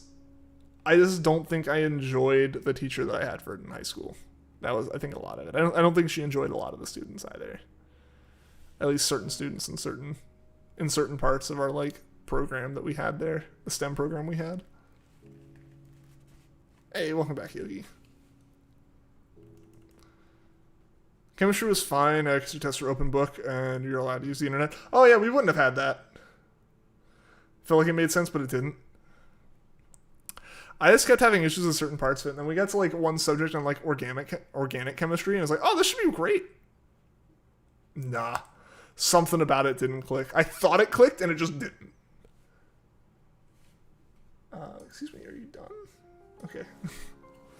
Like, Monster Cat just decided not to load the next song until I went and checked on it. Learning how chemicals interact was cool, but other than that. I mean, at the end of the day, I enjoy the, like, computer side of a lot more stuff. Did you get your English grade up? You have a 32 and won't get your senior year if you don't pass. Whoo! Yeah, dude. Get that up. Thanks for answering your questions, by the way. You started your final semester of college on the 16th.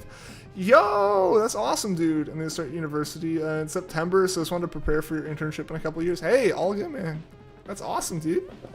Yeah, no, I mean, I'm totally happy to answer questions. Obviously, my experience is my experience. The reason for jokes out there about the ridiculous coding question requirements are out there for a reason.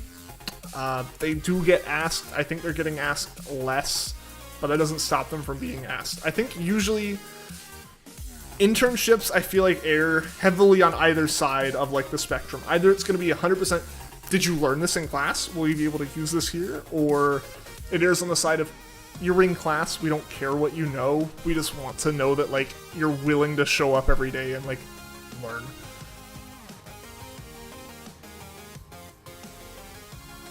Being sick blows in high school. Oh yeah.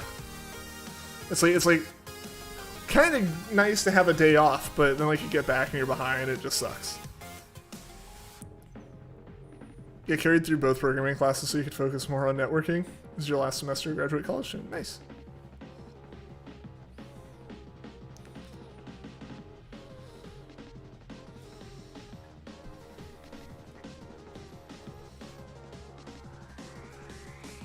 Yeah, what languages? Yeah. I'm always interested to learn that. Yeah, JT, what languages have you been using recently, JT?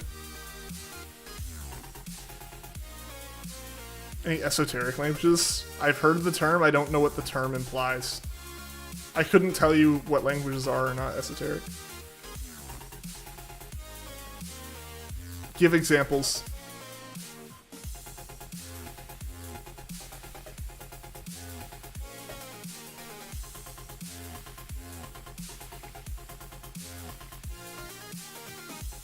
Yep, the shiny in the chain continues. Awesome, Alan. Awesome. Oh, you want to get hidden ability, Shiny Weasel? That's... I was kind of thinking, I'm like, I imagine it's going to be something where it's like just languages built on top of other languages for the sake of making a new language. That's the one that was going to come to my mind too, JT. Cool. So I do know that one. I don't know how to write it. I understand the concept of it. Would take me forever to write it. Professor's obsessed with Microsoft-based coding language. But in programming 2, you have JavaScript, Python, and C++. That's about all you got. You need a negative test result to be back, so you missed 2 weeks so far. Oh, dang. That sucks. You want to learn that? C++ can be useful, but yeah, it can be a bit of a beast to learn. Your bird got started and flew on the ground. He was probably looking for snacks. Aren't we all always looking for snacks? So much work to make up. I can imagine. Yeah, 2 weeks out, dude. Yeah.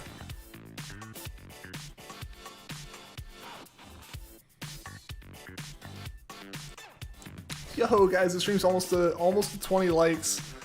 Thank you so much for all the likes on the stream so far, guys. I really appreciate it. Let's see if we can hit 20 likes, and then beyond that, let's see if we can get all the way up to 30.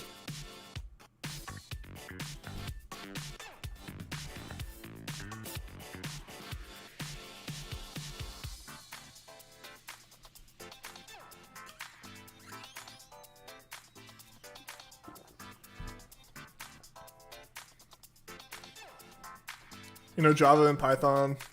Java, Python, and Shutter. JavaScript. Hey. I've been working on your front-end skills over the past 2 weeks, so you can hopefully learn Tailwind and Vue. Cool. I use AngularJS for work. Yo, Dralo! Thank you for the super chat, man. Simpin, but so glad you looked up Shiny Hunting and found you, man. Genuine, down to earth. Please keep grinding and doing you. Thank you, man. I appreciate everyone's sub right now. Yes, everyone's sub. But seriously, Dralo, thank you for the super chat. Dono hype in chat for Dralo, guys. Seriously, dude, I really appreciate that. And I gotta update the because the Dono goal doesn't update for super chats for whatever dumb reason with Streamlabs, but JavaScript is a pain. JavaScript can be really useful, but it can also be really, really bad sometimes, just because it's designed to never, like, really have problems. So it just kind of like goes, no, whatever, and just ignores all issues. Okay, so...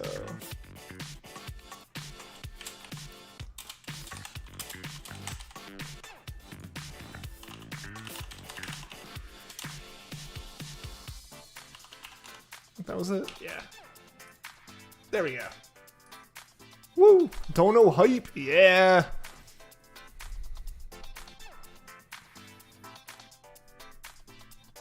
JavaScript's one of the reasons we moved towards networking. Come on. Show me the I don't need to see me. Okay, there we go. I just needed it to, like, show me the DRIFLOON again to confirm that it was not shiny. JavaScript and Python, I tend to find both are very useful for quick stuff. JavaScript obviously ends up being useful overall for front-end things. The Killer of Dreams, I mean... I feel like in networking at some point, JavaScript's gonna come up as well, just because, like, hey, you are network-based IT. Guess what JavaScript gets used a lot in? Not directly in the networking, but some company is going to loop a network engineer into some kind of, like, browser-based thing at some point. Hey, look, your Torterra. Well, it wasn't even showing me my Torterra. It was just showing me myself. It kept, like, jump cutting back to the same, like, zoom, and I'm like, no.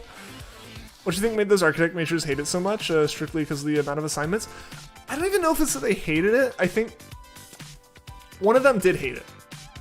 One of the ones I knew did hate it, and basically tried to fail out, so they had a reason to stop doing it. But that was just the one of them. I don't think they ended up failing out. I think their LinkedIn profile says there's some junior architect partner somewhere now.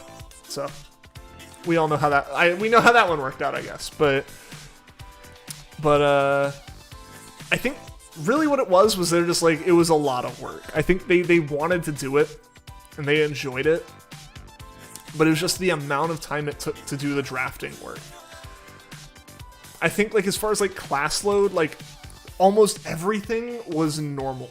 Almost everything was a normal low, like, class load, workload. Except for whatever their drafting class was just, they constantly were buying more, like, drafting paper and constantly spending days at a time up in the drafting studio and stuff. So I don't know what, like, their actual opinions at the end of it ended up being. I didn't get to talk to them all that much. They were in the architecture labs and studios for most of their time. But yeah. Want to learn C# because the documentation is nutty. Like C# is good. It's basically Java with hindsight. It's Microsoft Java. At the end of the day, it's Microsoft Java that Microsoft wrote after Java came out and had made the mistakes that Java made. Professor, for so long, made an IPv6 network seem so intimidating, but once you got to it, it wasn't even that bad. That's basically just like every single device has its own ID, yeah. So it's just a little bit different.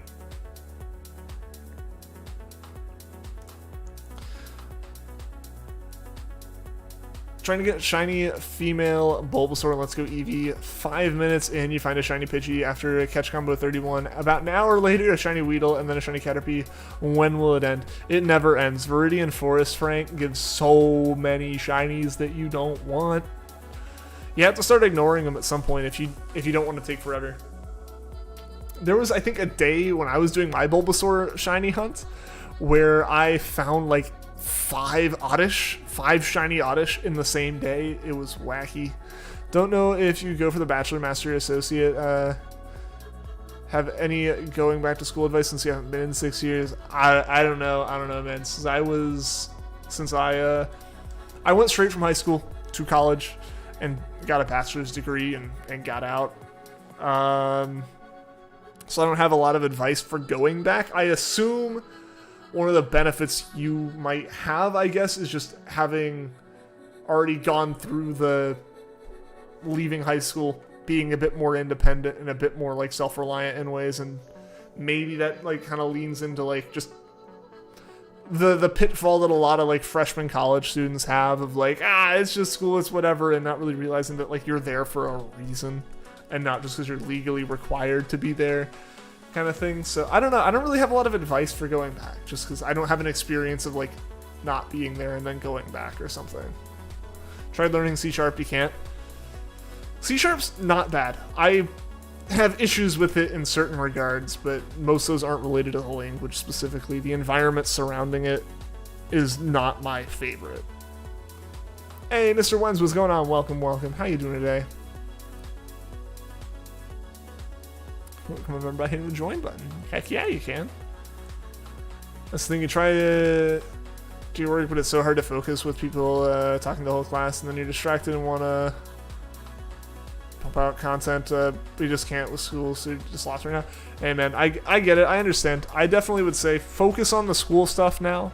Obviously, I get the idea of wanting to make videos and do stuff, but and it's important to have like an outlet and a way to just be creative and still express yourself, but it might be, depending on you, it might be better to just like focus heavily on the school stuff for the moment, try to kind of get caught back up with it and everything, and then like go back to it. I don't know. Yoki did you got good job copying my Nightbot, except they spelled Rowlet wrong. Does Nightbot spell Rowlet wrong? No, Nightbot spells Rowlet. I honestly just thought Yoki had copied the whole thing. I'm going for an associate's degree for now, but you may go for your bachelor's later. I had one of my roommates was like a global student. They came to this school from China just to kind of go to school and go back. And when I was talking with him one day, he's like, "Oh, why wouldn't you just like go for your master's degree? Like you're already here, may as well just go for it. Like and then you'll get more money afterwards because you have a master's degree." And I said, like, I mean, one, like, in my field at least, a lot of times, if a master's degree matters, your job will send you back for it. Or will, like, pay for you to go back for it. And also, I'd rather just go and make money and be done, you know? And it was funny, because he had that mentality, and then I came home for the summer and went back, and over the summer he had taken more classes and got, like, a part-time job. And I got back and he's like, "I'm not doing the master's. I'm getting my bachelor's and I'm leaving. This is too much." I'm like, there you go. Moved out at 17 in your own apartment, making 30 plus an hour.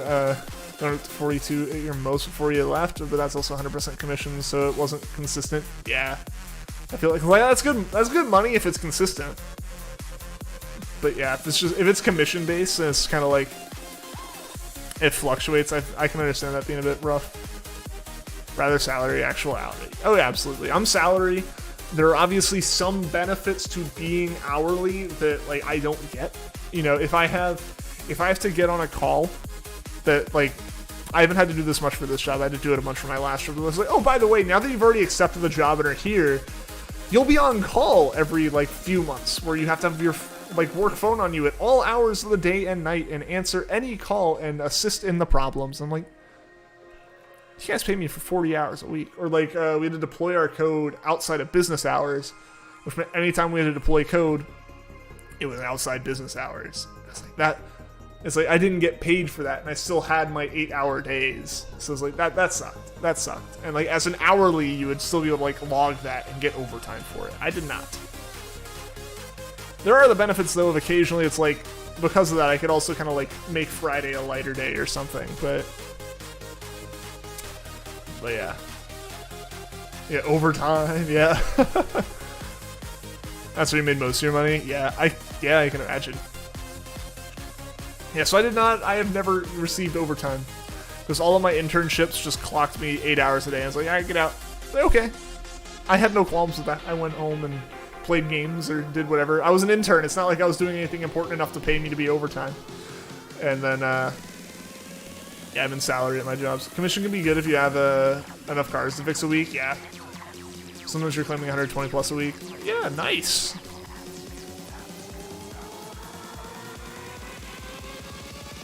Especially in high school, almost don't sleep hit up, yeah. Some weeks are like 20 hours, yeah. That's actually, my sister, for a while, was working at a wrap shop, like a car wrapping shop. And it was great, but yeah, then the work died down, and she didn't get a lot of work, and so like, well, I gotta go get something else if I want to make money. So yeah, I see, I was like, when business is good, it's good, but then, yeah, it's like, in your case, right, like, you have that week that's, like, 120, I have a week that's 20, and it's like, you gotta budget around that. I can see how, like, the unpredictable side of, like, budgeting with that is less than enjoyable.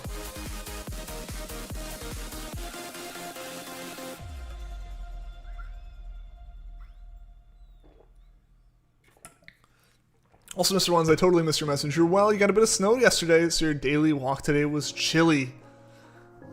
Man, it'd kind of be nice to get a little bit of snow. It's been a bit since we got some, but I also know it would be horrible for doing anything.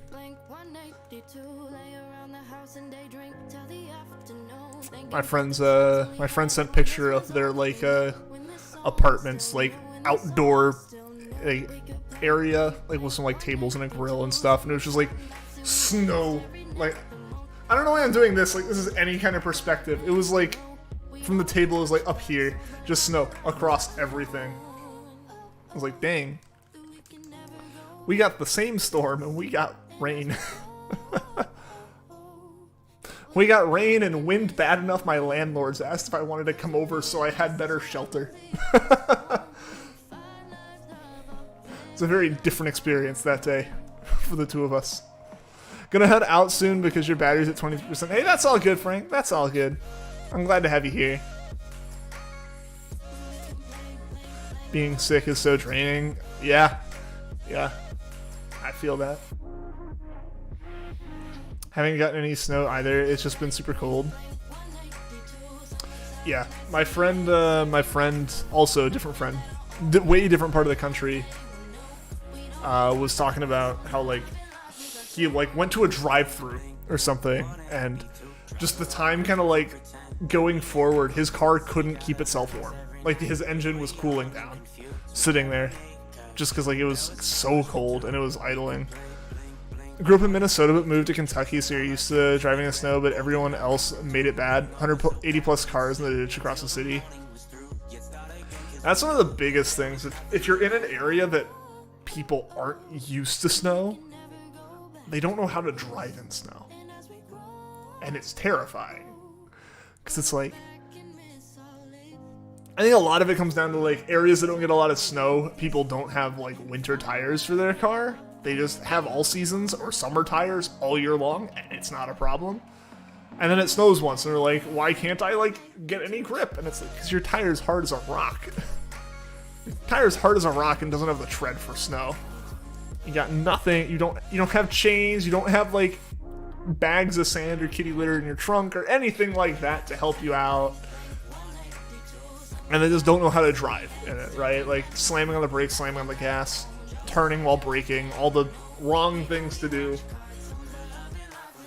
Because yeah, I mean, yeah, it's like it's not it's difficult, but it's not like something you can't learn how to do. You're on curfew again? Aw, man. Massachusetts is pretty bad right now. The snow's just piling up. Right now it's 6 or 7 inches. Dang. More than we've had here in a while. Dang. Hopefully you're safe. Hopefully you're warm.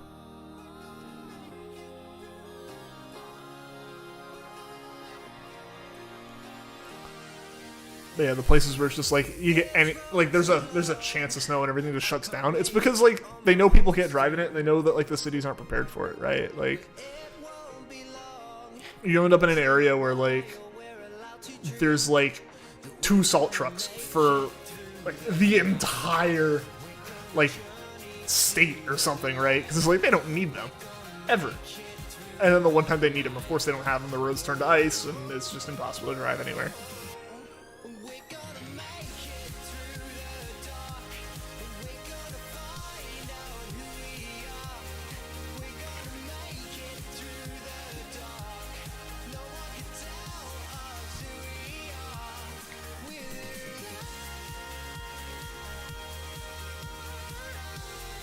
It's so dumb. You got a skateboard last week and can't start learning because everything's closed. Skateboard around your house, JT. You're under a massive fluffy comforter. Nice. I had to brush in her mom's car this morning for $20 when she used her membership. Oh, nice. UPS is based in Louisville, so you have a good plow system, but they don't do pre-salting or anything. Ah.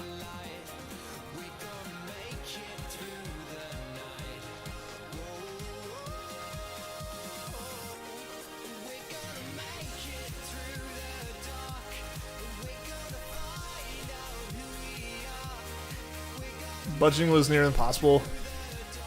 Favoritism for older body techs, which makes them get all the work. Ah, yeah. At least you learned to trade. Yeah, at least you learned something there. But yeah, I understand that. I understand that. Being in a situation where it's hard to get the extra stuff. It's hard to consistently get the extra stuff, I guess. And that's, like you've been saying, the big thing is consistency.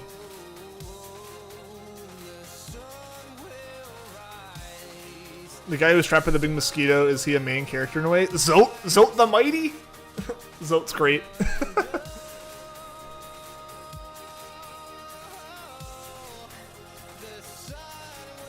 Minneapolis would have trucks out pre-salting with brine water, so for snow, just be like, oh, cool slush.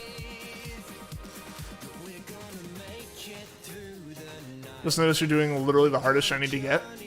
What do you mean by that? Yes, him. Zote's great. Did you save him, Yoki? I assume if you're going for all the bosses, you saved him because you fought the Vengefly.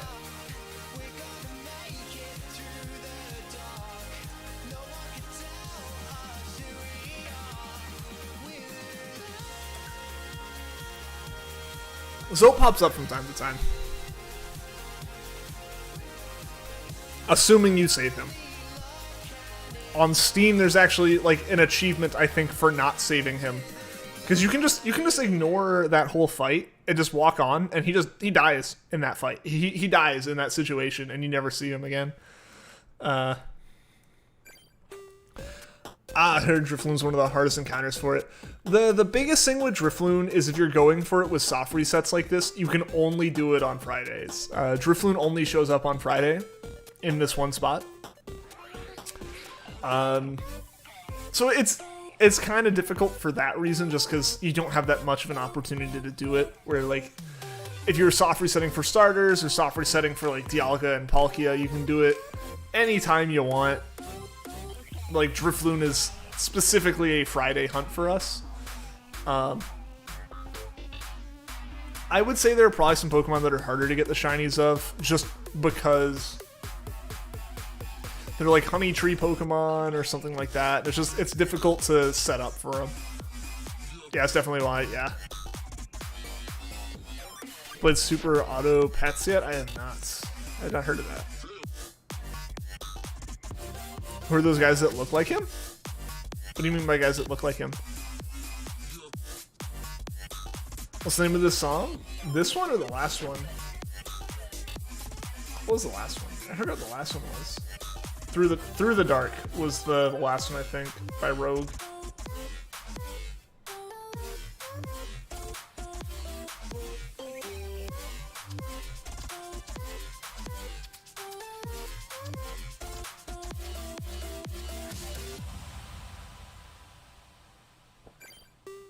Yeah, the last one. I think the last one was Through the Dark.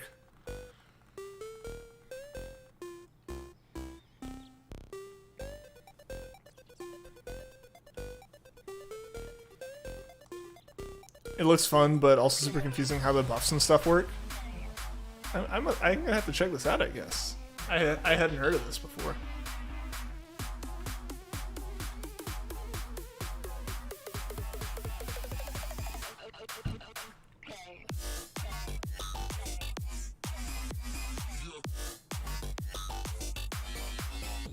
Look it up sometime. It's a strategy game, kind of. Watch Ludwig play if you watch him. Okay. Yeah, I'll have to check it out. So thankful finding you randomly during that brawler hunt. This community is just great. Love being here. I'm glad to have you here, man. I'm glad to have everyone here. Saw some characters like Zote, Nani or something, and they're a boss. Ah.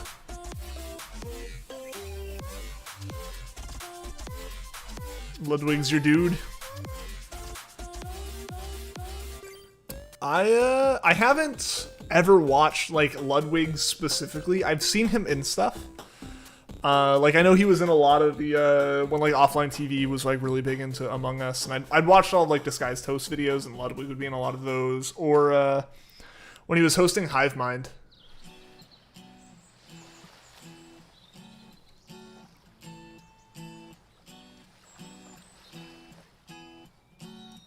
Not sure you see that kind of the SAP kind of thing. Got you. XQC's your dude because he's from Quebec like you. XQC is interesting. I don't watch a lot of his stuff. I see him like in clip. I see a lot of clips from XQC. You said bro vs bro with toast today. The epitome of a white man. Hive Mind was entertaining, especially with Critical. I didn't watch Hive Mind to watch a Hive Mind. I watched Hive Mind because Wubby was on it.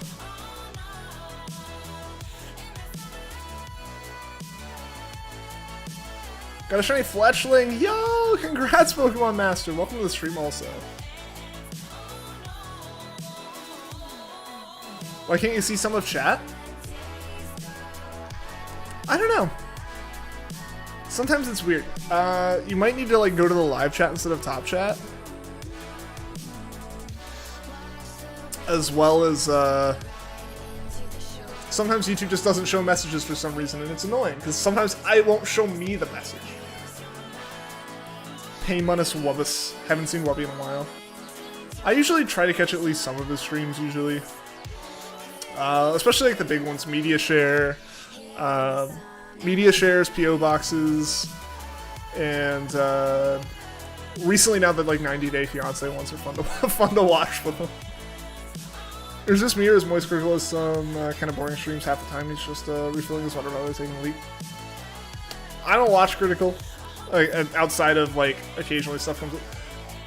How am I double streaming 2 capture cards? Yeah. So I have 2 capture cards. I have a Elgato HD60 Pro, which is like a PCIe capture card inside my computer, so I can run one switch into that. And then I have a HD60S, which is the same thing but USB. It's a little flaky. That's actually why there's that like new cap card donation down there, is to get like a second Pro cap card to plug into the computer. But yeah, so I have 2 switches, each running to a capture card, and then those capture cards work well enough together that I can have both of them. And then the real trick is I have one Joy-Con from each Switch on the screen, or from each Switch, and you can remap the buttons for the Joy-Cons to whatever you want. So like, I remapped it so that they use the same buttons, so I just like kind of move my hands around and do the same motion on each of them.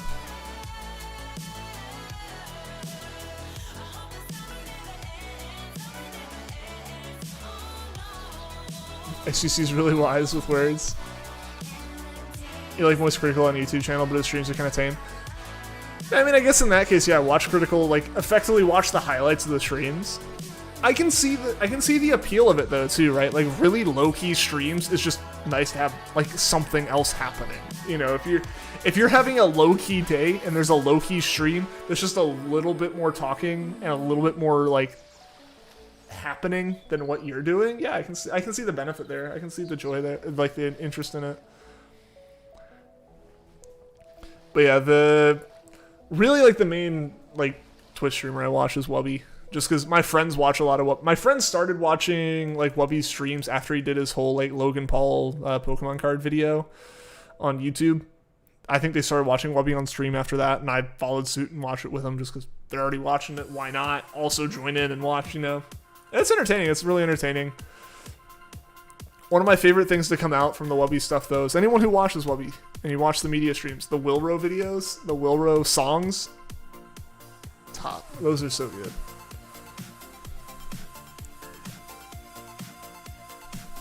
Critical's vocabulary is legendary. Think your old Hot Pot 2 or Hot Pot HD2 would still do you justice? Yeah, I mean, let's be real, the Switch isn't all that demanding. Yeah. If you capture Switch at 720p, you're fine.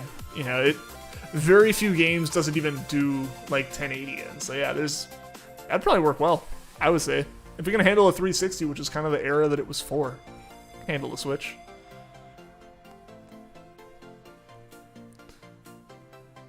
Hear about Pokemon and Mizzou getting banned? No, I didn't hear about that. The last big ban I had heard about was the Hassan one, which I found really funny. I found it so funny when I learned that all of the Hassan stuff that happened like a couple weeks ago was spurred from them watching MasterChef and me knowing the character that upset his mods enough to get them banned. Yo, Terrakius, did you get a shiny? Shiny hype, shiny hype?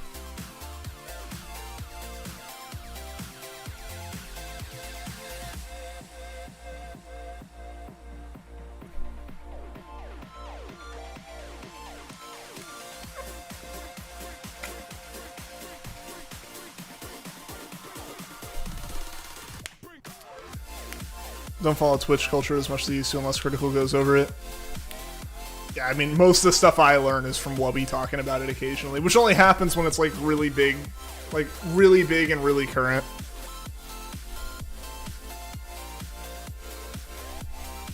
Just try keeping motivated, including yourself. Gotcha, man. I appreciate the motivation. The Mizzou fan's dumb. Is it something that can be explained like is it something that can be explained in chat, or is it something that like is TOS and can't be talked about? Ban for watching Avatar. Which Avatar? Which Avatar? Either way, it's dumb. Like, that's dumb. No matter what, it's dumb, because like, granted, the Twitch meta recently seems to be watching shows with chat, and like, obviously the shows are like, what the heck? We're not getting revenue from this. Hassan Man was hilarious. Like, the dude just, like, talked himself into it. Like, literally everyone was telling him to just let it go. In the hot tub section, the thumbnail was too much and he gets banned? Would it be because the thumbnail's too much or because the content's too much?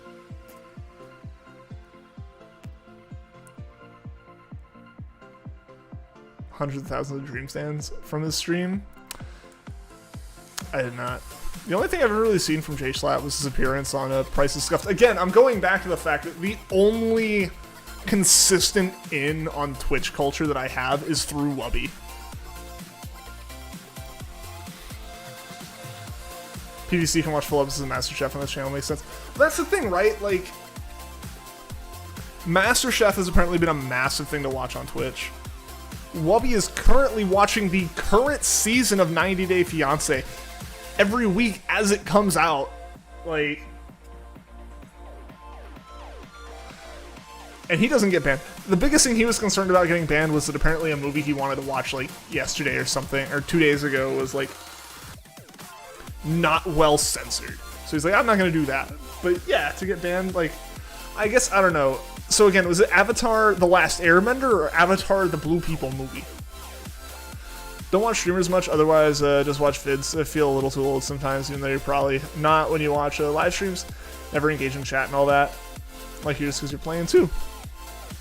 I feel that. The first streams I really started getting into were like shiny hunting streams back in like 2017 when I was playing the same game that the streamer was playing. It was something where it's like, I'm just sitting here, I at least have like a conversation that I'm hearing happen that's related to what I'm doing, and like I can post in chat occasionally if something happens that I, did or something like that, Airbender anime showing up the movie. I guess I can see Nickelodeon getting a little bit possessive of that. That's dumb to get a ban though. Twitch bans are so inconsistent. I say this as someone who is also aware that YouTube bans are very inconsistent and very heavy-handed. I mean, going back to Ludwig, he moved, I think we talked about this last stream even, we were talking about how like Ludwig, when he first moved to YouTube, spent like the first few days streaming, figuring out where and how he would get banned. It's like, what's the limit? What makes YouTube take down a stream? And then there's me, who's just like, one day just woke up to an email from YouTube like, hey, your channel's gone. Egregious violations of the content of like the community guidelines. Like, excuse me? And it was just because it was 2017 and they saw my channel was just stream VODs, and they're like, this is all repetitive. Ban. It's like, no, what are you, what? He purged the dream stands, and anyone would like Dream SMP stuff with their name. It's legendary.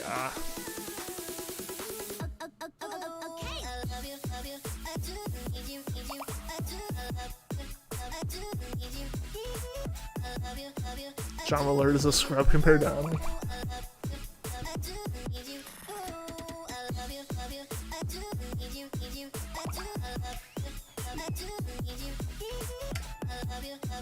I only take my internet drama in the iDubbbz content cop form, which means I haven't gotten any updates on drama since like 2017.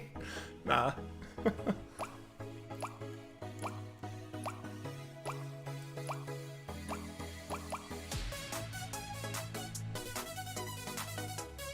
Love you, needy Monster Cat vibes. Yee. You miss Leafy? I never watched Leafy. iDoops hasn't uploaded in forever, you're sad. He really is the kind of creator who can just do that though, right? Like I feel like he's just, he is and was big enough that he just did it. His videos residually earn enough money for him to pay rent in whatever place he wants to be at. He doesn't seem like the guy who's like has a flashy like lifestyle. I feel the vibe I get from iDubbbz, especially when he's in a video where he's not trying to like hype up and play any kind of character, is like he just lives well within his means, and like it just lets him upload a video when he wants to upload a video and not when he feels like he has to. Didn't one of his content cops get deleted? He deleted it, or it got deleted. Yeah, I forget which one it was. No, it was the Leafy one, actually, I think the Leafy one got taken down. I don't know if it was the content cop or the content deputy, but I think the Leafy one got taken down in some form, if I'm not mistaken. I mean, oh gosh, Yoki's still letting people know about the memberships.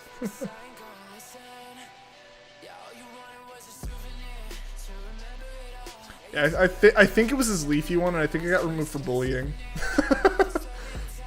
Which, I see why, but I think that was kind of what he was calling out.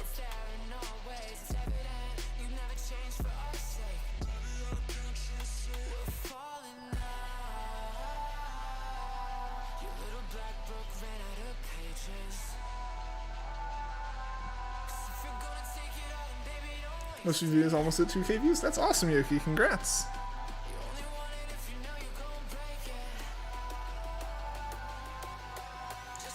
Do you have any mods yet or need any? I have a few. Most of them are like just like IRL friends of mine. They usually don't hang around in the stream, but when we do get to a... But if chat does start getting a bit crazy and I can't handle it, I'm able to get them in here pretty fast. Streams here, chat here is usually like super chill, so it's never been like a really big problem. Watch Leave left that group people pretty quickly because of that fandom and toxic community. Yeah.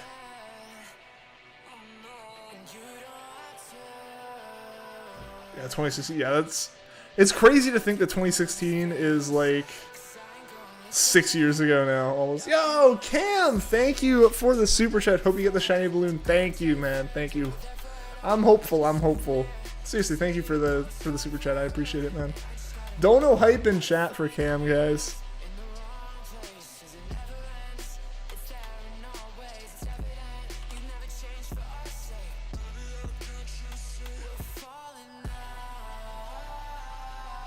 The community's chill AF. Yeah, no.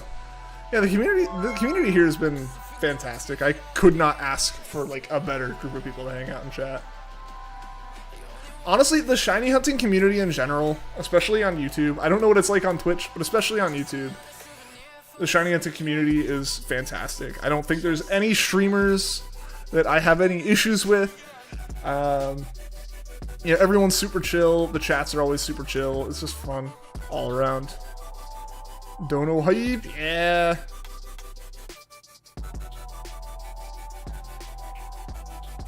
Sable eye hype hype hype.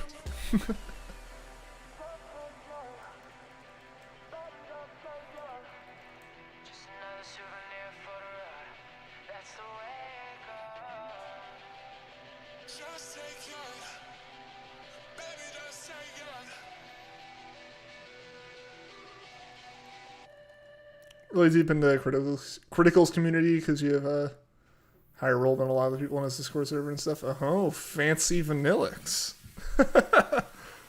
Look at you. Hasn't YouTube changed a lot? YouTube has changed so much. It's really interesting. It's really interesting to just kind of look back on it. Not even like all the way back to when I started watching YouTube, which was at this point well over 10 years ago. But just like at an age I probably shouldn't have been necessarily, but like no, it's crazy. Even just looking from like 2017, like late 2017 when I started making YouTube stuff to now, the faces on YouTube are different. The culture on YouTube has massively changed. YouTube itself has changed a lot in terms of like what it recommends, who it recommends, how the creator tools work. Everything's changed so much from 2017 to now, and like obviously it's changed even more from before then to now. Like I can't imagine the perspective of like the creators who have been on this platform since nearly the beginning, like people like Phil DeFranco, or less so always on it, but like looking at like an MKBHD who's been on it for over 10 years or almost 10 years and stuff like that. Like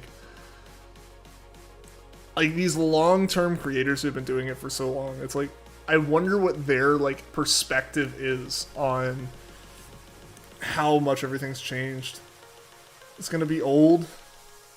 Aren't I already old? In terms of YouTube age. Making you want to set up yourself in live stream playthrough. Do it! Do it! If you want to live stream, absolutely do it. Get into it, man. I had wanted to live stream since at least like halfway through my freshman year of college. I didn't start until like between my sophomore and junior year. Just because like I didn't really the only game I would have wanted to do it on was Rocket League, and while I was okay at Rocket League, I was not consistent enough to be a fun streamer of Rocket League.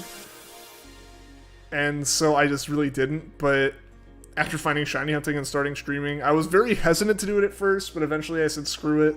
Bought a like $20 cap card to record Game Boy footage off of a GameCube with a Game Boy player, like the one that's sitting back there, and just like went for it and had a blast.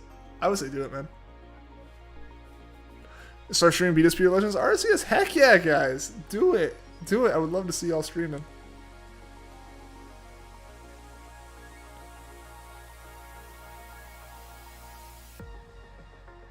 Am I using Streamlabs or OBS? I'm using OBS. OBS Studio is what I've always used.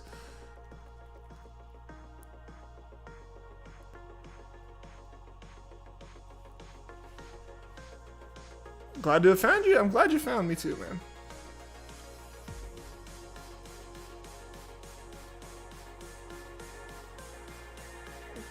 College Ian's hair, though. I feel like my hair wasn't that different in college. The real different hair was like, I was gonna say quarantine Ian hair. Like, we're not still somewhat in that kind of situation, but definitely like early 2020. This time last year, which guys, actually, I think tomorrow will have been 1 year since I really picked up streaming again. I think. But yeah, no, I mean, like, look at like the pog emote that we have. Like, my hair then, it's weird going back and seeing that and being like, it was that long? Like, how did I let it get that long? I can understand why Mel wanted me to cut it off. So it switched to capture card to TV, then to computer. So it switched to capture card. So the HDMI goes switch to capture card to TV, and then the capture card goes to the computer with like a USB cable. Next paycheck, you'll get a Stream Deck and cap card. Nice.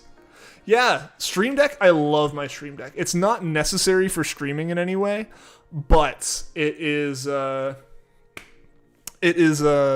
really, really nice to have. I use it more outside of streaming, funnily enough, just in terms of like having it for like shortcuts for like opening apps on the computer or like running scripts and stuff and everything. It's just it has a lot of control, and I also have like a lot of stuff in it that's just like if I type a certain if I type certain text a lot, I just have it do that. 10 out of 10 would recommend streaming if you're interested in it. Yeah. 2020 scene's hair was sheesh. Yeah, no, my hair was rough. Because it wasn't like it was maintained and long. It was just, I got my hair cut similar to how I have it cut now in early March or late February 2020. Everything went into lockdown, and I went, I don't have to, I'll grow out my hair until I go back to the office. Then I haven't been back to the office in almost 2 years now. So yeah, I let my hair go for way longer than I should have. Or at least I should have gotten it like at least trimmed up at some point. Get rid of split ends, even stuff out, make it look intentional. Not like I got like stuck in the forest for like a year. When you stream, just use your PS4 or Xbox. Oh, nice. Do you use the Adobe Suite? Pay monthly for it. If you ever need to use any of those softwares, you have 2 spots left. Oh, nice. I appreciate the offer. I actually, most of what I do in Paint.net, or if I'm doing like clipping and like highlight video editing, I do it in DaVinci Resolve. Of World of Warcraft. Lore and all. Nice. Any recommendation for CapCard? I am a fan of Elgato stuff. It's worked well for me. I have to assume that my problems with my HD60S are a fluke. I have a weird issue with USB-C. Almost every device I have with USB-C has broken the USB-C port somehow. I'm hoping my switches don't go down the same route, but like I've had 2 phones have issues with it. I've had this capture card have issues with it. So my HD60S, I've had problems with. The HD60 Pro, if you have a computer with a PCIe slot in it, fantastic. I love it. I can't find any that aren't expensive right now, but generally speaking, Elgato stuff is good quality. Then for Stream Deck, no, for Stream Deck you're getting Elgato. Yeah, because that's the one thing really for that. Yeah, Stream Deck's fantastic. Stream Deck's awesome and pretty much mandatory for your WoW streams. Mute and deafen button and sending chat messages. Yeah, like that's one of the really nice things is because like my mic doesn't have a mute button because it just goes into an amp. I have like the button so I can just hit mute. talking, and I can hit unmute, and you guys can hear me talking again, and it's really nice and really seamless without like some kind of like Discord mute or anything like that. Thinking about the beginning of 2018, never dreamt you'd stream, and now you own a DS cap card, 3DS cap card, Elgato webcam, and a bunch of self-drawn emotes. Yeah, the other Elgato thing I have is the cam link, since I have a DSLR. That I had a DSLR, and I bought the cam link just to make it my webcam. That way I can I can zoom and, like, you know, set things a little bit more properly than I can with like a webcam. Oh wait, no, these lights are also Elgato lights, but it's just because I couldn't find any other like Wi-Fi controlled lights. Come on, Shiny DRIFLOON, come out of hiding. Yes. We need it. We need a made-up story for Ian's 2020 hair. Is the pandemic not an exciting enough story? Can you get away with using your regular laptop with a cap card? Don't have a running gaming PC because your motherboard's dying? You should be able to. Depends on the laptop. As long as the laptop can handle like encoding the stream, you should be fine. Since you already have an external capture card, as long as like if the capture card's USB 3, as long as you have a USB 3 port, it should be good. Really, like what you can do is you can set up OBS, plug everything in, and do like a private stream to YouTube or Twitch or whatever, and just see if OBS is screaming at you that there are problems. Because on one of my old computers, I think when I tried streaming on it, I tried streaming a game off of it as opposed to capturing like Switch footage, and it was screaming about just not having enough power. Final Fantasy 14, Super MMO, trying to start something here. Zenith Gamer, what is going on? Welcome to the stream. You're hunting this today and gave up because you spent around 3 hours on it. Well, hey, if you give it a shot again, best of luck. I understand that, though, because these resets are long, and the odds are low. Got lost in a forest somehow. Yeah. I totally missed everything that happened in 2020, and just came into 2021 with that hair.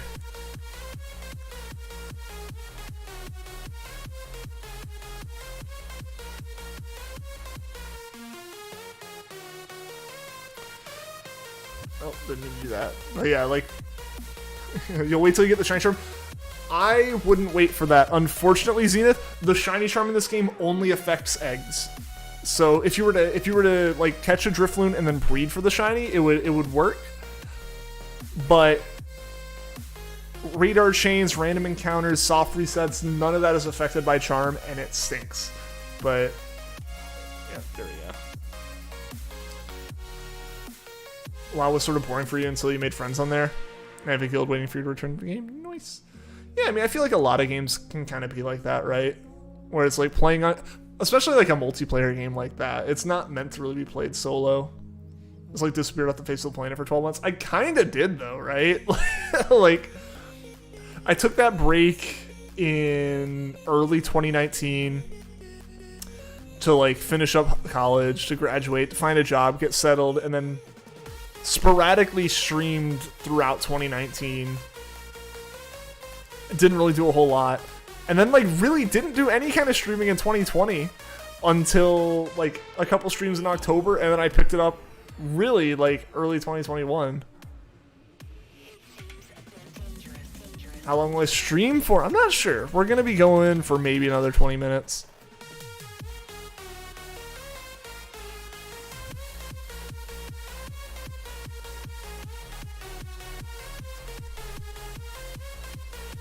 Gonna go to sleep because you're tired. Very tired. Got you.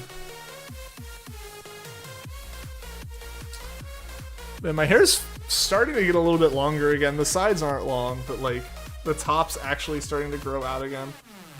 Because after I got it all cut, you know, because of like, after I got it all cut, you know, to get rid of the 15 months of not having my hair cut, I just had it cut basically all the way off, and now so I'm actually growing the top back out again. Only lasting due to staying hopeful. Okay, for some more Warcraft stuff. Got you. Going to bed soon. I got you. It is getting late. I understand that. Don't go back to 2020 hair. We're not going that far, I promise.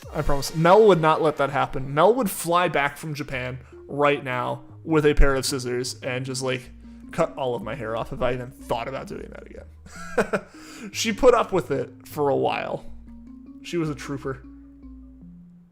Have I hunted shiny Beldum? I have not. I'm terrified because it has the catch rate of a legendary. At some point I want to, though. I love Metagross. Metagross is one of my favorite Pokemon, and Metagross's shiny is great, so I want one.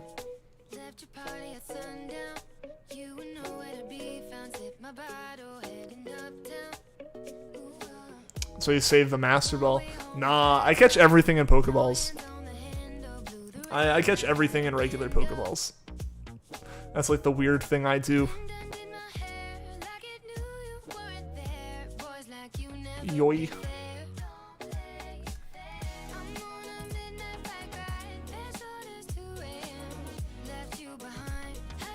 Yeah, I've had chat scream at me before when we were like doing legendary hunts in the ultra wormholes, and I was like 30 minutes into trying to catch the thing, and there was like, just use an ultra ball, just use an ultra ball. I was like, no. It's like genuinely, I was like, I will fail this before I catch it in like a great ball or something, or like a master ball. Literally I just tried to get this one piece of hair out of my face. Of course, it's what slips out of the hat. Alright, back to fully away it goes. You too. Everything in Pokeballs.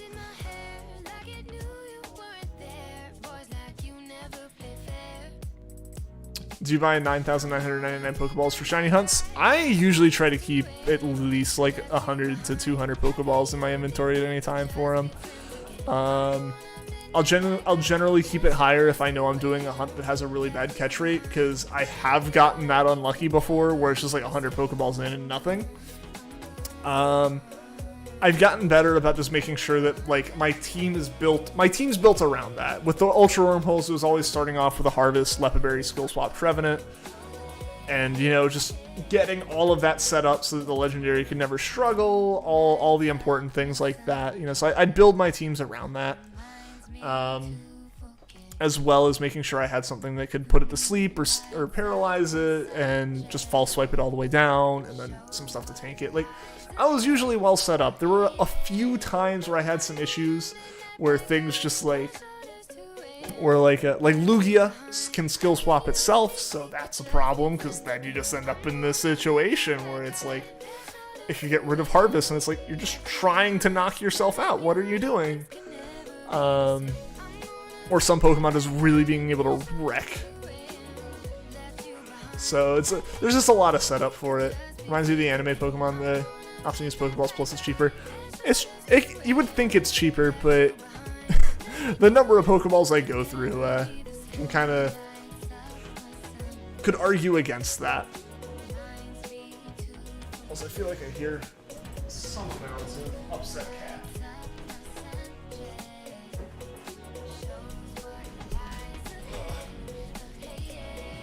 Sorry, I wanted to open the door. I've been streaming for long enough. I feel like if my cat wants to come in for a few minutes, she can. Imagine hidden ability, shiny Beldum with perfect nature. That'd be kind of cool. You're trying to catch everything with a Pokeball is more reasonable than you being determined to catch a shiny Latias in a Love Ball. Nah. There are plenty of people who like try to catch stuff in like themed Pokeballs and stuff like that. I think it makes a lot of sense. Really asking for a challenge with trying to catch everything in a Pokeball.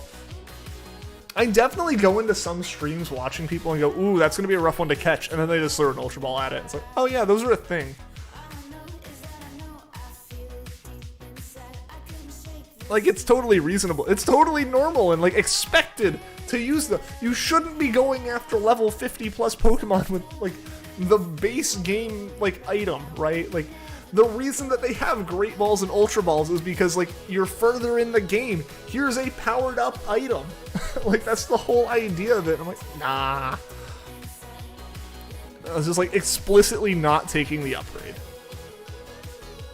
Like to match the ball with the Pokemon. Yeah, Cam. A lot of people like to do that. And, like, I love that. I love seeing that. Like, the people who, like, sort through all of their Pokeballs they have, like, all the different types, and go, this one like color matches. I'm like, that's cool, and it looks so good. It does look really good, especially when you're doing shinies, right? Like, you're already focused on what color this Pokemon is. May as well match the Pokeball color to it. I like the uniformity of like scrolling through like the PC boxes, and just the Pokeball at the top is always a Pokeball. For the record, you did it. I had to trade it to get a bunch of them. Yeah, but you got a Latios and a Love Ball with enough to spare to catch you Veltal and a Love Ball too. There you go. Oh, hello, cat. Are you coming up? Hello. Cat has arrived. I'm like, hey, this is a better one. He's like, nah, I'm good. What you doing? What you doing? There's no food in here. Oh, the desk is a bad place to be right now.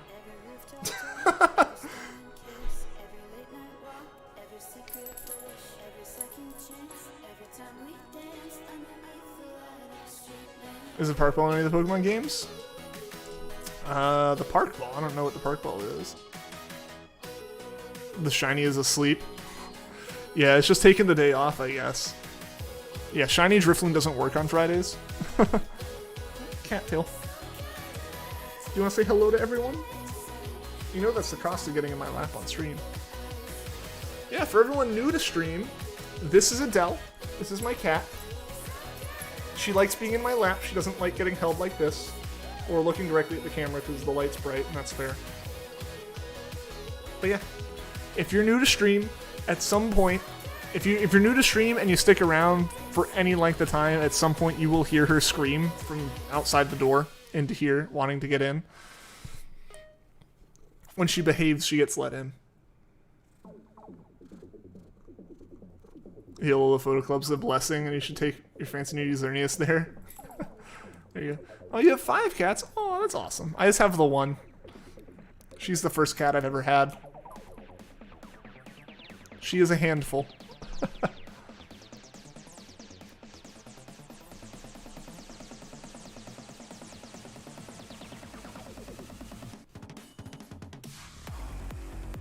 The golden and white Pokeball? Yeah, I don't think I've heard of that one.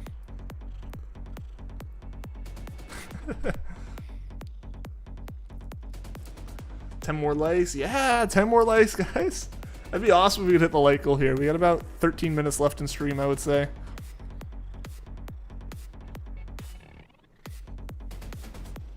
Ooh. Hello.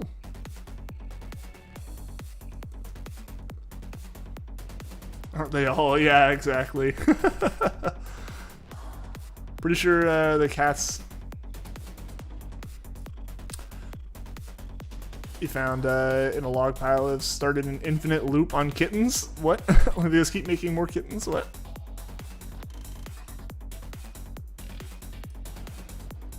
Sorry, not chatting as much. Yeah, you're a bit tired. That's all good, Yoki. That's all good. Need a lot of cables to stream. Yeah, so basically you need one extra HDMI cable in order to run from like the capture card to the TV. If you do that, I don't, it depends on the delay of your capture card, but I know for my 2 capture cards here, I'm just playing off of OBS. Like, I don't know how to show it. I don't like have a mirror. I don't have a mirror and my camera doesn't move. Like, if that can kind of act as a light in some kind of way, you can see like on my screen there is like the capture window. Yeah, like all the capture windows are there, so like I don't, it's running to the TV. Oh, hello, what's up? But it is running to the TV there, but it's not like necessary for it to. Little monkeys, them cats. She's just a brat sometimes. She's super cuddly most of the time, but she's also a brat sometimes. She like, her favorite place to sit, if not in my lap, is at the end of the hallway that goes out this door over here. Because she can sit at the end of that hallway, super close to her food bowl, and stare at me in this chair right here. And that's what she does. If you'd rather play on a TV, which way should you do it? If you want to play on the TV, then play on the TV. It's might be better if your capture card like has a little bit of delay to it. In that case, yeah, basically just run HDMI cable from switch to capture card, and then the output of the capture card I assume is also an HDMI. Run that to your TV, and then the USB cable from the capture card to the computer. And then as long as you just have some way to see chat. Have your laptop in your lap, TV at the end of the bed, basically is 60 inch versus 24. That's fair. That's fair. She wants my attention and fuss. Oh, absolutely. She loves the attention. Go say hi to everyone.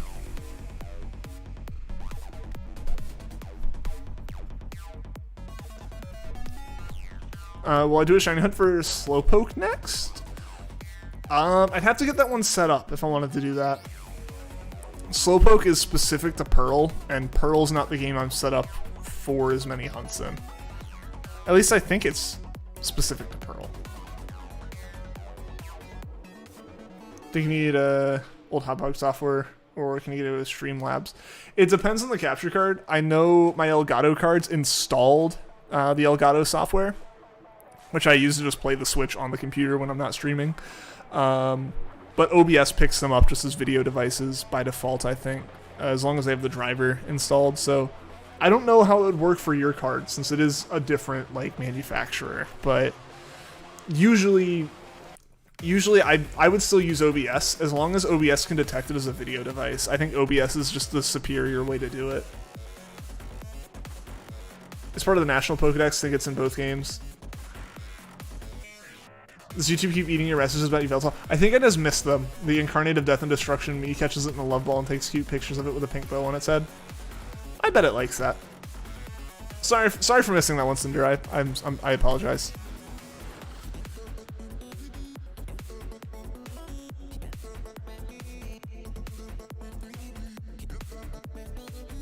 Keep 2 kittens. One is male, one is female. A neighboring cat, usually male, meets up with the female mates, and the male one you have leaves, and you end up with kittens by spring. Ah, interesting.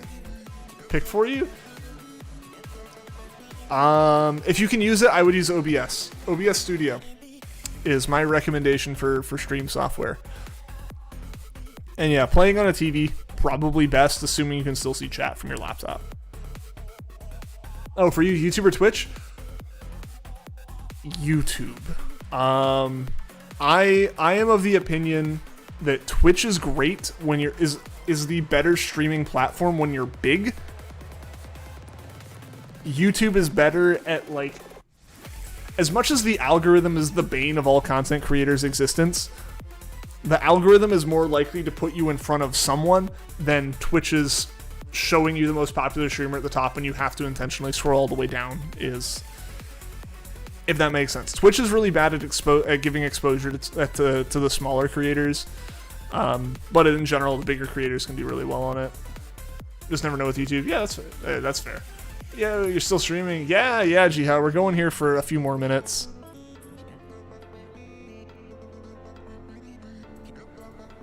Yoki's still out here promoting the memberships. True. Yeah, that's something I've talked about with other streamer friends, where it's like, it's definitely a good idea to diversify, stream on both, do both, but I find it's more likely for you to get an audience on YouTube and find a big enough audience to then transition to Twitch. For me, the problem is I already am lazy and struggle to keep a consistent schedule on YouTube. I'm not going to be able to keep up on 2 platforms. That's my biggest thing. Working like 7 to 4, I don't have a lot of time to stream outside of that. 7 more minutes. And it'll be 10 p.m. Yep, and that's about the time I'll be wrapping up. Small Twitch streamers end up uploading highlights to TikTok and YouTube for more exposure. Yeah.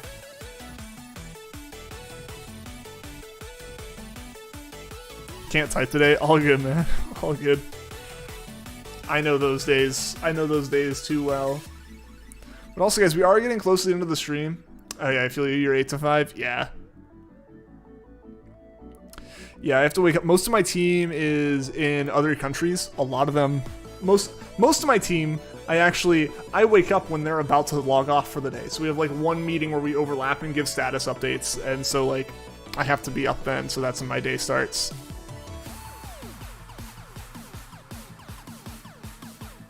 Yo, Coco, what is going on? Welcome to the stream. The quality of everything got better. That's the goal. I'm glad it didn't get worse. Hope you're doing well, Coco. Yeah, what are you doing? Shinx or Starly? Shinx. Not gonna lie, but you've never once downloaded or used TikTok. I haven't either. It never really appealed to me.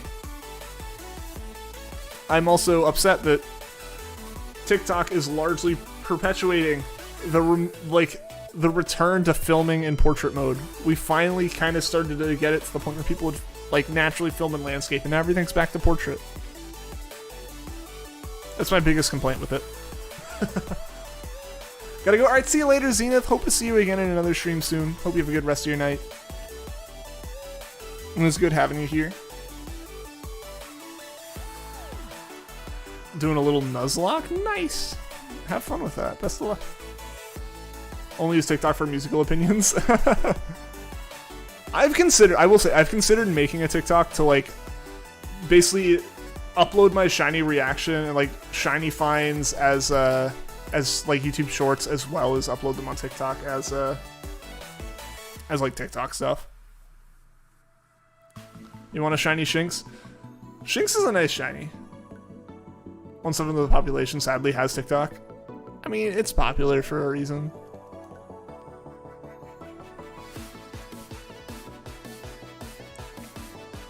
It's not the kind of content that appeals to me. I tend to prefer long form content over like the super short form stuff that TikTok is like built around. But I do also have to accept that outside of my live streams, the only content I regularly upload to YouTube fits that to a T, and I should probably take advantage of that and like try to point any kind of that crowd back over here to YouTube if I can, you know. Hunted a shiny Shinx, 10 out of 10 would recommend shiny hunting Shinx. It's a good one. I enjoyed doing that. How can you get a shiny? How can you get it shiny this early? Running back and forth in the grass a bunch. Uploading clips on TikTok is a good idea. Same for YouTube Shorts. Yeah, I just gotta figure out how to edit stuff because that's more work than my current editing process, which is take Stream Archive, run through VLC to put it in a format DaVinci Resolve can work with. Import into DaVinci Resolve. Cut clip down. Cut clip down in length to be like right around the shiny. Export. That's my whole process now. I'm gonna actually have to like edit the videos like aspect ratio and like crop things, and that's work, you know? Like I stream so I don't have to edit stuff. Real talk. I would probably enjoy content creation of other forms if I just got over my hatred of editing. Did early game random encounters for Shinx? Because it's too early. How do you make sure it's just Shinx, or you can't? You can't make sure that it's just Shinx, but what you can do is if you get access, if you have someone who can trade you a Pikachu that has the ability Static, if you put that Pikachu at the front of your party, it increases the chance of the Pokemon you encounter being on the electric type Pokemon. So if you go to Route 202 where Shinx is, with a Pokemon that has the ability Static at the front of the party, which you won't have unless someone trades it to you if you're trying to get Shinx before the first gym. So if someone can trade you a Pokemon that has Static as its ability, it'll increase your Shinx spawning. Editing is a part of the grind, unfortunately. Oh, I'm aware. But do I need to be on the grind? I just like shiny hunting and streaming. Someone trade you one, please? Someone on Discord might be able to help. Hey, Jeffrey, what's going on? How do you get the Rowlet? So the Rowlet is the badge for channel members. There's a join button next to the subscribe button on stream. I think on every platform now. Maybe not iPhones, I'm not sure. But yeah, if you join and become a member, it's like a little monthly subscription thing that supports the stream, and one of the main perks is getting to use member emotes, like channel-specific member emotes, and having a Rowlet next to your name. Gotta pay the Enigma monthly, basically. Be cool to see Eclipse other places other than the channel. I mean, I still think the ultimate goal would be to stream on YouTube and Twitch consistently and basically as soon as the videos finish, private them and re-upload them on a VOD channel, both Twitch and YouTube. Like upload Twitch VODs and YouTube VODs to the same YouTube VOD channel. Make the shiny reactions into shorts on YouTube, post them on TikTok as well, I guess. More places to put them. And use the main channel's video feed for bigger videos if I was able to have the motivation to write and edit videos more regularly. I have ideas. I have the second version of the shiny hunting bot. Like, I have the idea for that. I'm working on that slowly, but the progress is slow because I know I'm going to get to the point where I have to film. I have one with a clever nickname you can pass on. It's got out of soft reset for starters. Yeah. Oh, you have to beat the first gym, right? You have to beat the first gym, Cinder, right? You have to beat the first gym. Yeah, before you can unlock trading. Yeah. Sorry for repeating that so many times, but yeah, that's what we discovered when I traded the Pikachu to Cinder.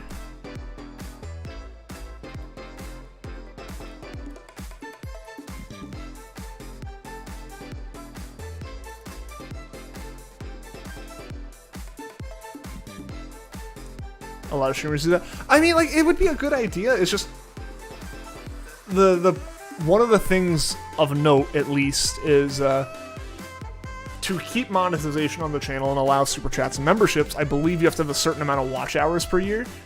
Most of those come from my VODs, you know. So like, it would be counterproductive at the moment to stop putting VODs here. A good move for people who can't always make the streams. I mean, well, that's the thing. The thing, though, is also I meant to. Yeah, there we go. The big thing is like the VODs are there now. The VODs are there for people right now. The VODs are more predominant on my channel than anything else, just because there are more of them. How does Staraptor still get close? Does Staraptor still get close combat? Yes. Am I going to 1800 encounters? I do not think so, Cam. I think we're going to do 1750 just because we're close. But it is 10. I've been streaming for 3 hours, which is usually about the amount I can handle for a day. So we're going to be wrapping up here soon. So I'm going to go ahead and find a raid target. VODs actually have a lot of views. Well, the VODs, they get all the views they got during the stream. So, like, this VOD will go in and probably have somewhere between 100 and 130 views listed after, like, a day when YouTube kind of catches up. And occasionally I get a VOD that randomly gets a ton of views. Look at the old Ralts VOD that has 33,000 views for no apparent reason. It looks like the first DRIFLOON video is going down the same path. I won't complain. I'm not complaining, I'm just confused. Like, why is that the case? Why is it not my, like, shiny hunting, like, video?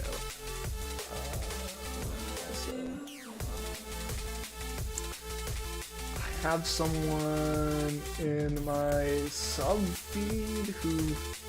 okay, they did just end. I was like, I saw Shining Blue was streaming and they were hunting Ralts, and I was like, heck yeah, Ralts hunt, let's do that. And I noticed they had one viewer, and I'm like, They probably ended and had like a 3-minute thanks for watching the screenplay. Get recommended the random Charmander VOD and that one Ralts VOD too. Should watch them. But yeah, so they finished up. There are some other people streaming though. Well, we have a raid to do for sure. Let's actually just see. I'm gonna go ahead and see if there's anyone that I just like don't have in immediate feed. Let's see. There are a few people. A lot of the people I would have had.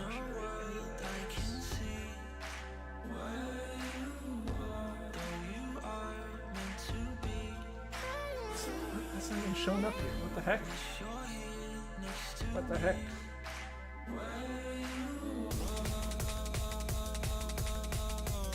Alright, we got a raid. We got a raid.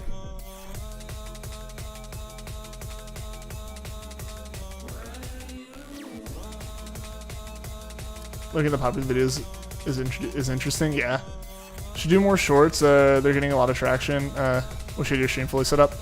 Yeah, like that's what I'm kind of thinking is like, I think doing like shiny reaction highlights as like shorts is probably the best way to go about it, because I think most people who watch the streams either just want to be here and see it live and don't necessarily want to watch the short or like watch the highlight, or they do want to watch the highlight and they'd watch it as a short anyways, right? Like I think like it wouldn't hurt to do it that way. It's just like I said, the one thing is I have to stop being lazy and edit it. So that's something I'll have to look into tonight, is hopefully doing that, hopefully being able to start putting those up as shorts, and possibly also, like I said, push them to like a TikTok channel, or like a TikTok account that doesn't exist yet or something. Sort of my most popular.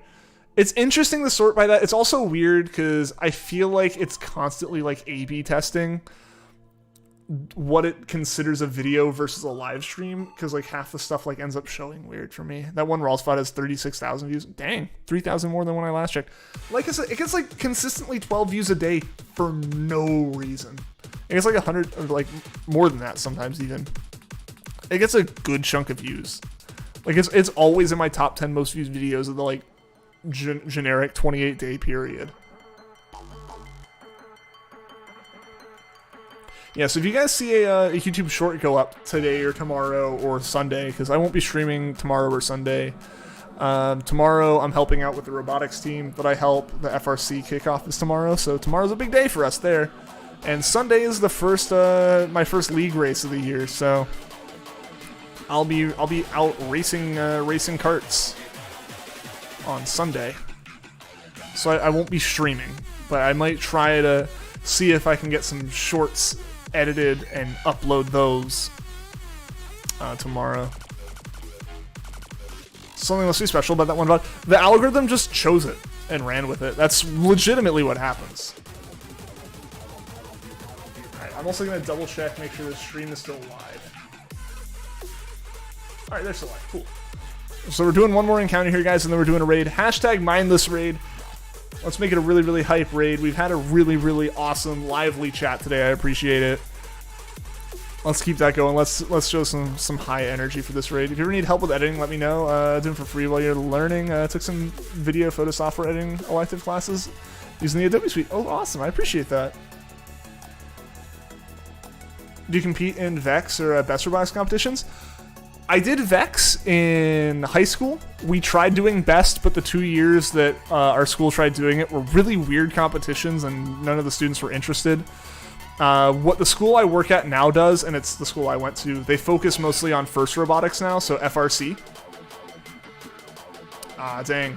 But yeah, so I did Vex. That just kind of fizzled out at our school when most of the like teachers involved with Vex moved out, and most of the teachers are now like FRC, so that's what we do. But alright, guys. Yeah, Scour for funny clips from streams. Those should make good shorts too. You guys can clip those too. Make clips, post them on like the Discord or post them wherever if you want. Because you guys have that clip button. You can make clips. But alright, guys. We're doing a raid here. Thank you to everyone who's been in stream today. Thank you for all the super chats. Thank you to Cam and Sudden for becoming members. And all that. Cam and Dralo for the donations. I really appreciate it, guys. We'll be back on Monday with more streams. I'll be trying to upload my first shorts, I guess, tomorrow and or Sunday. And yeah, hope to see you in the raid, guys. Hope to see you again next time. And until then, take care.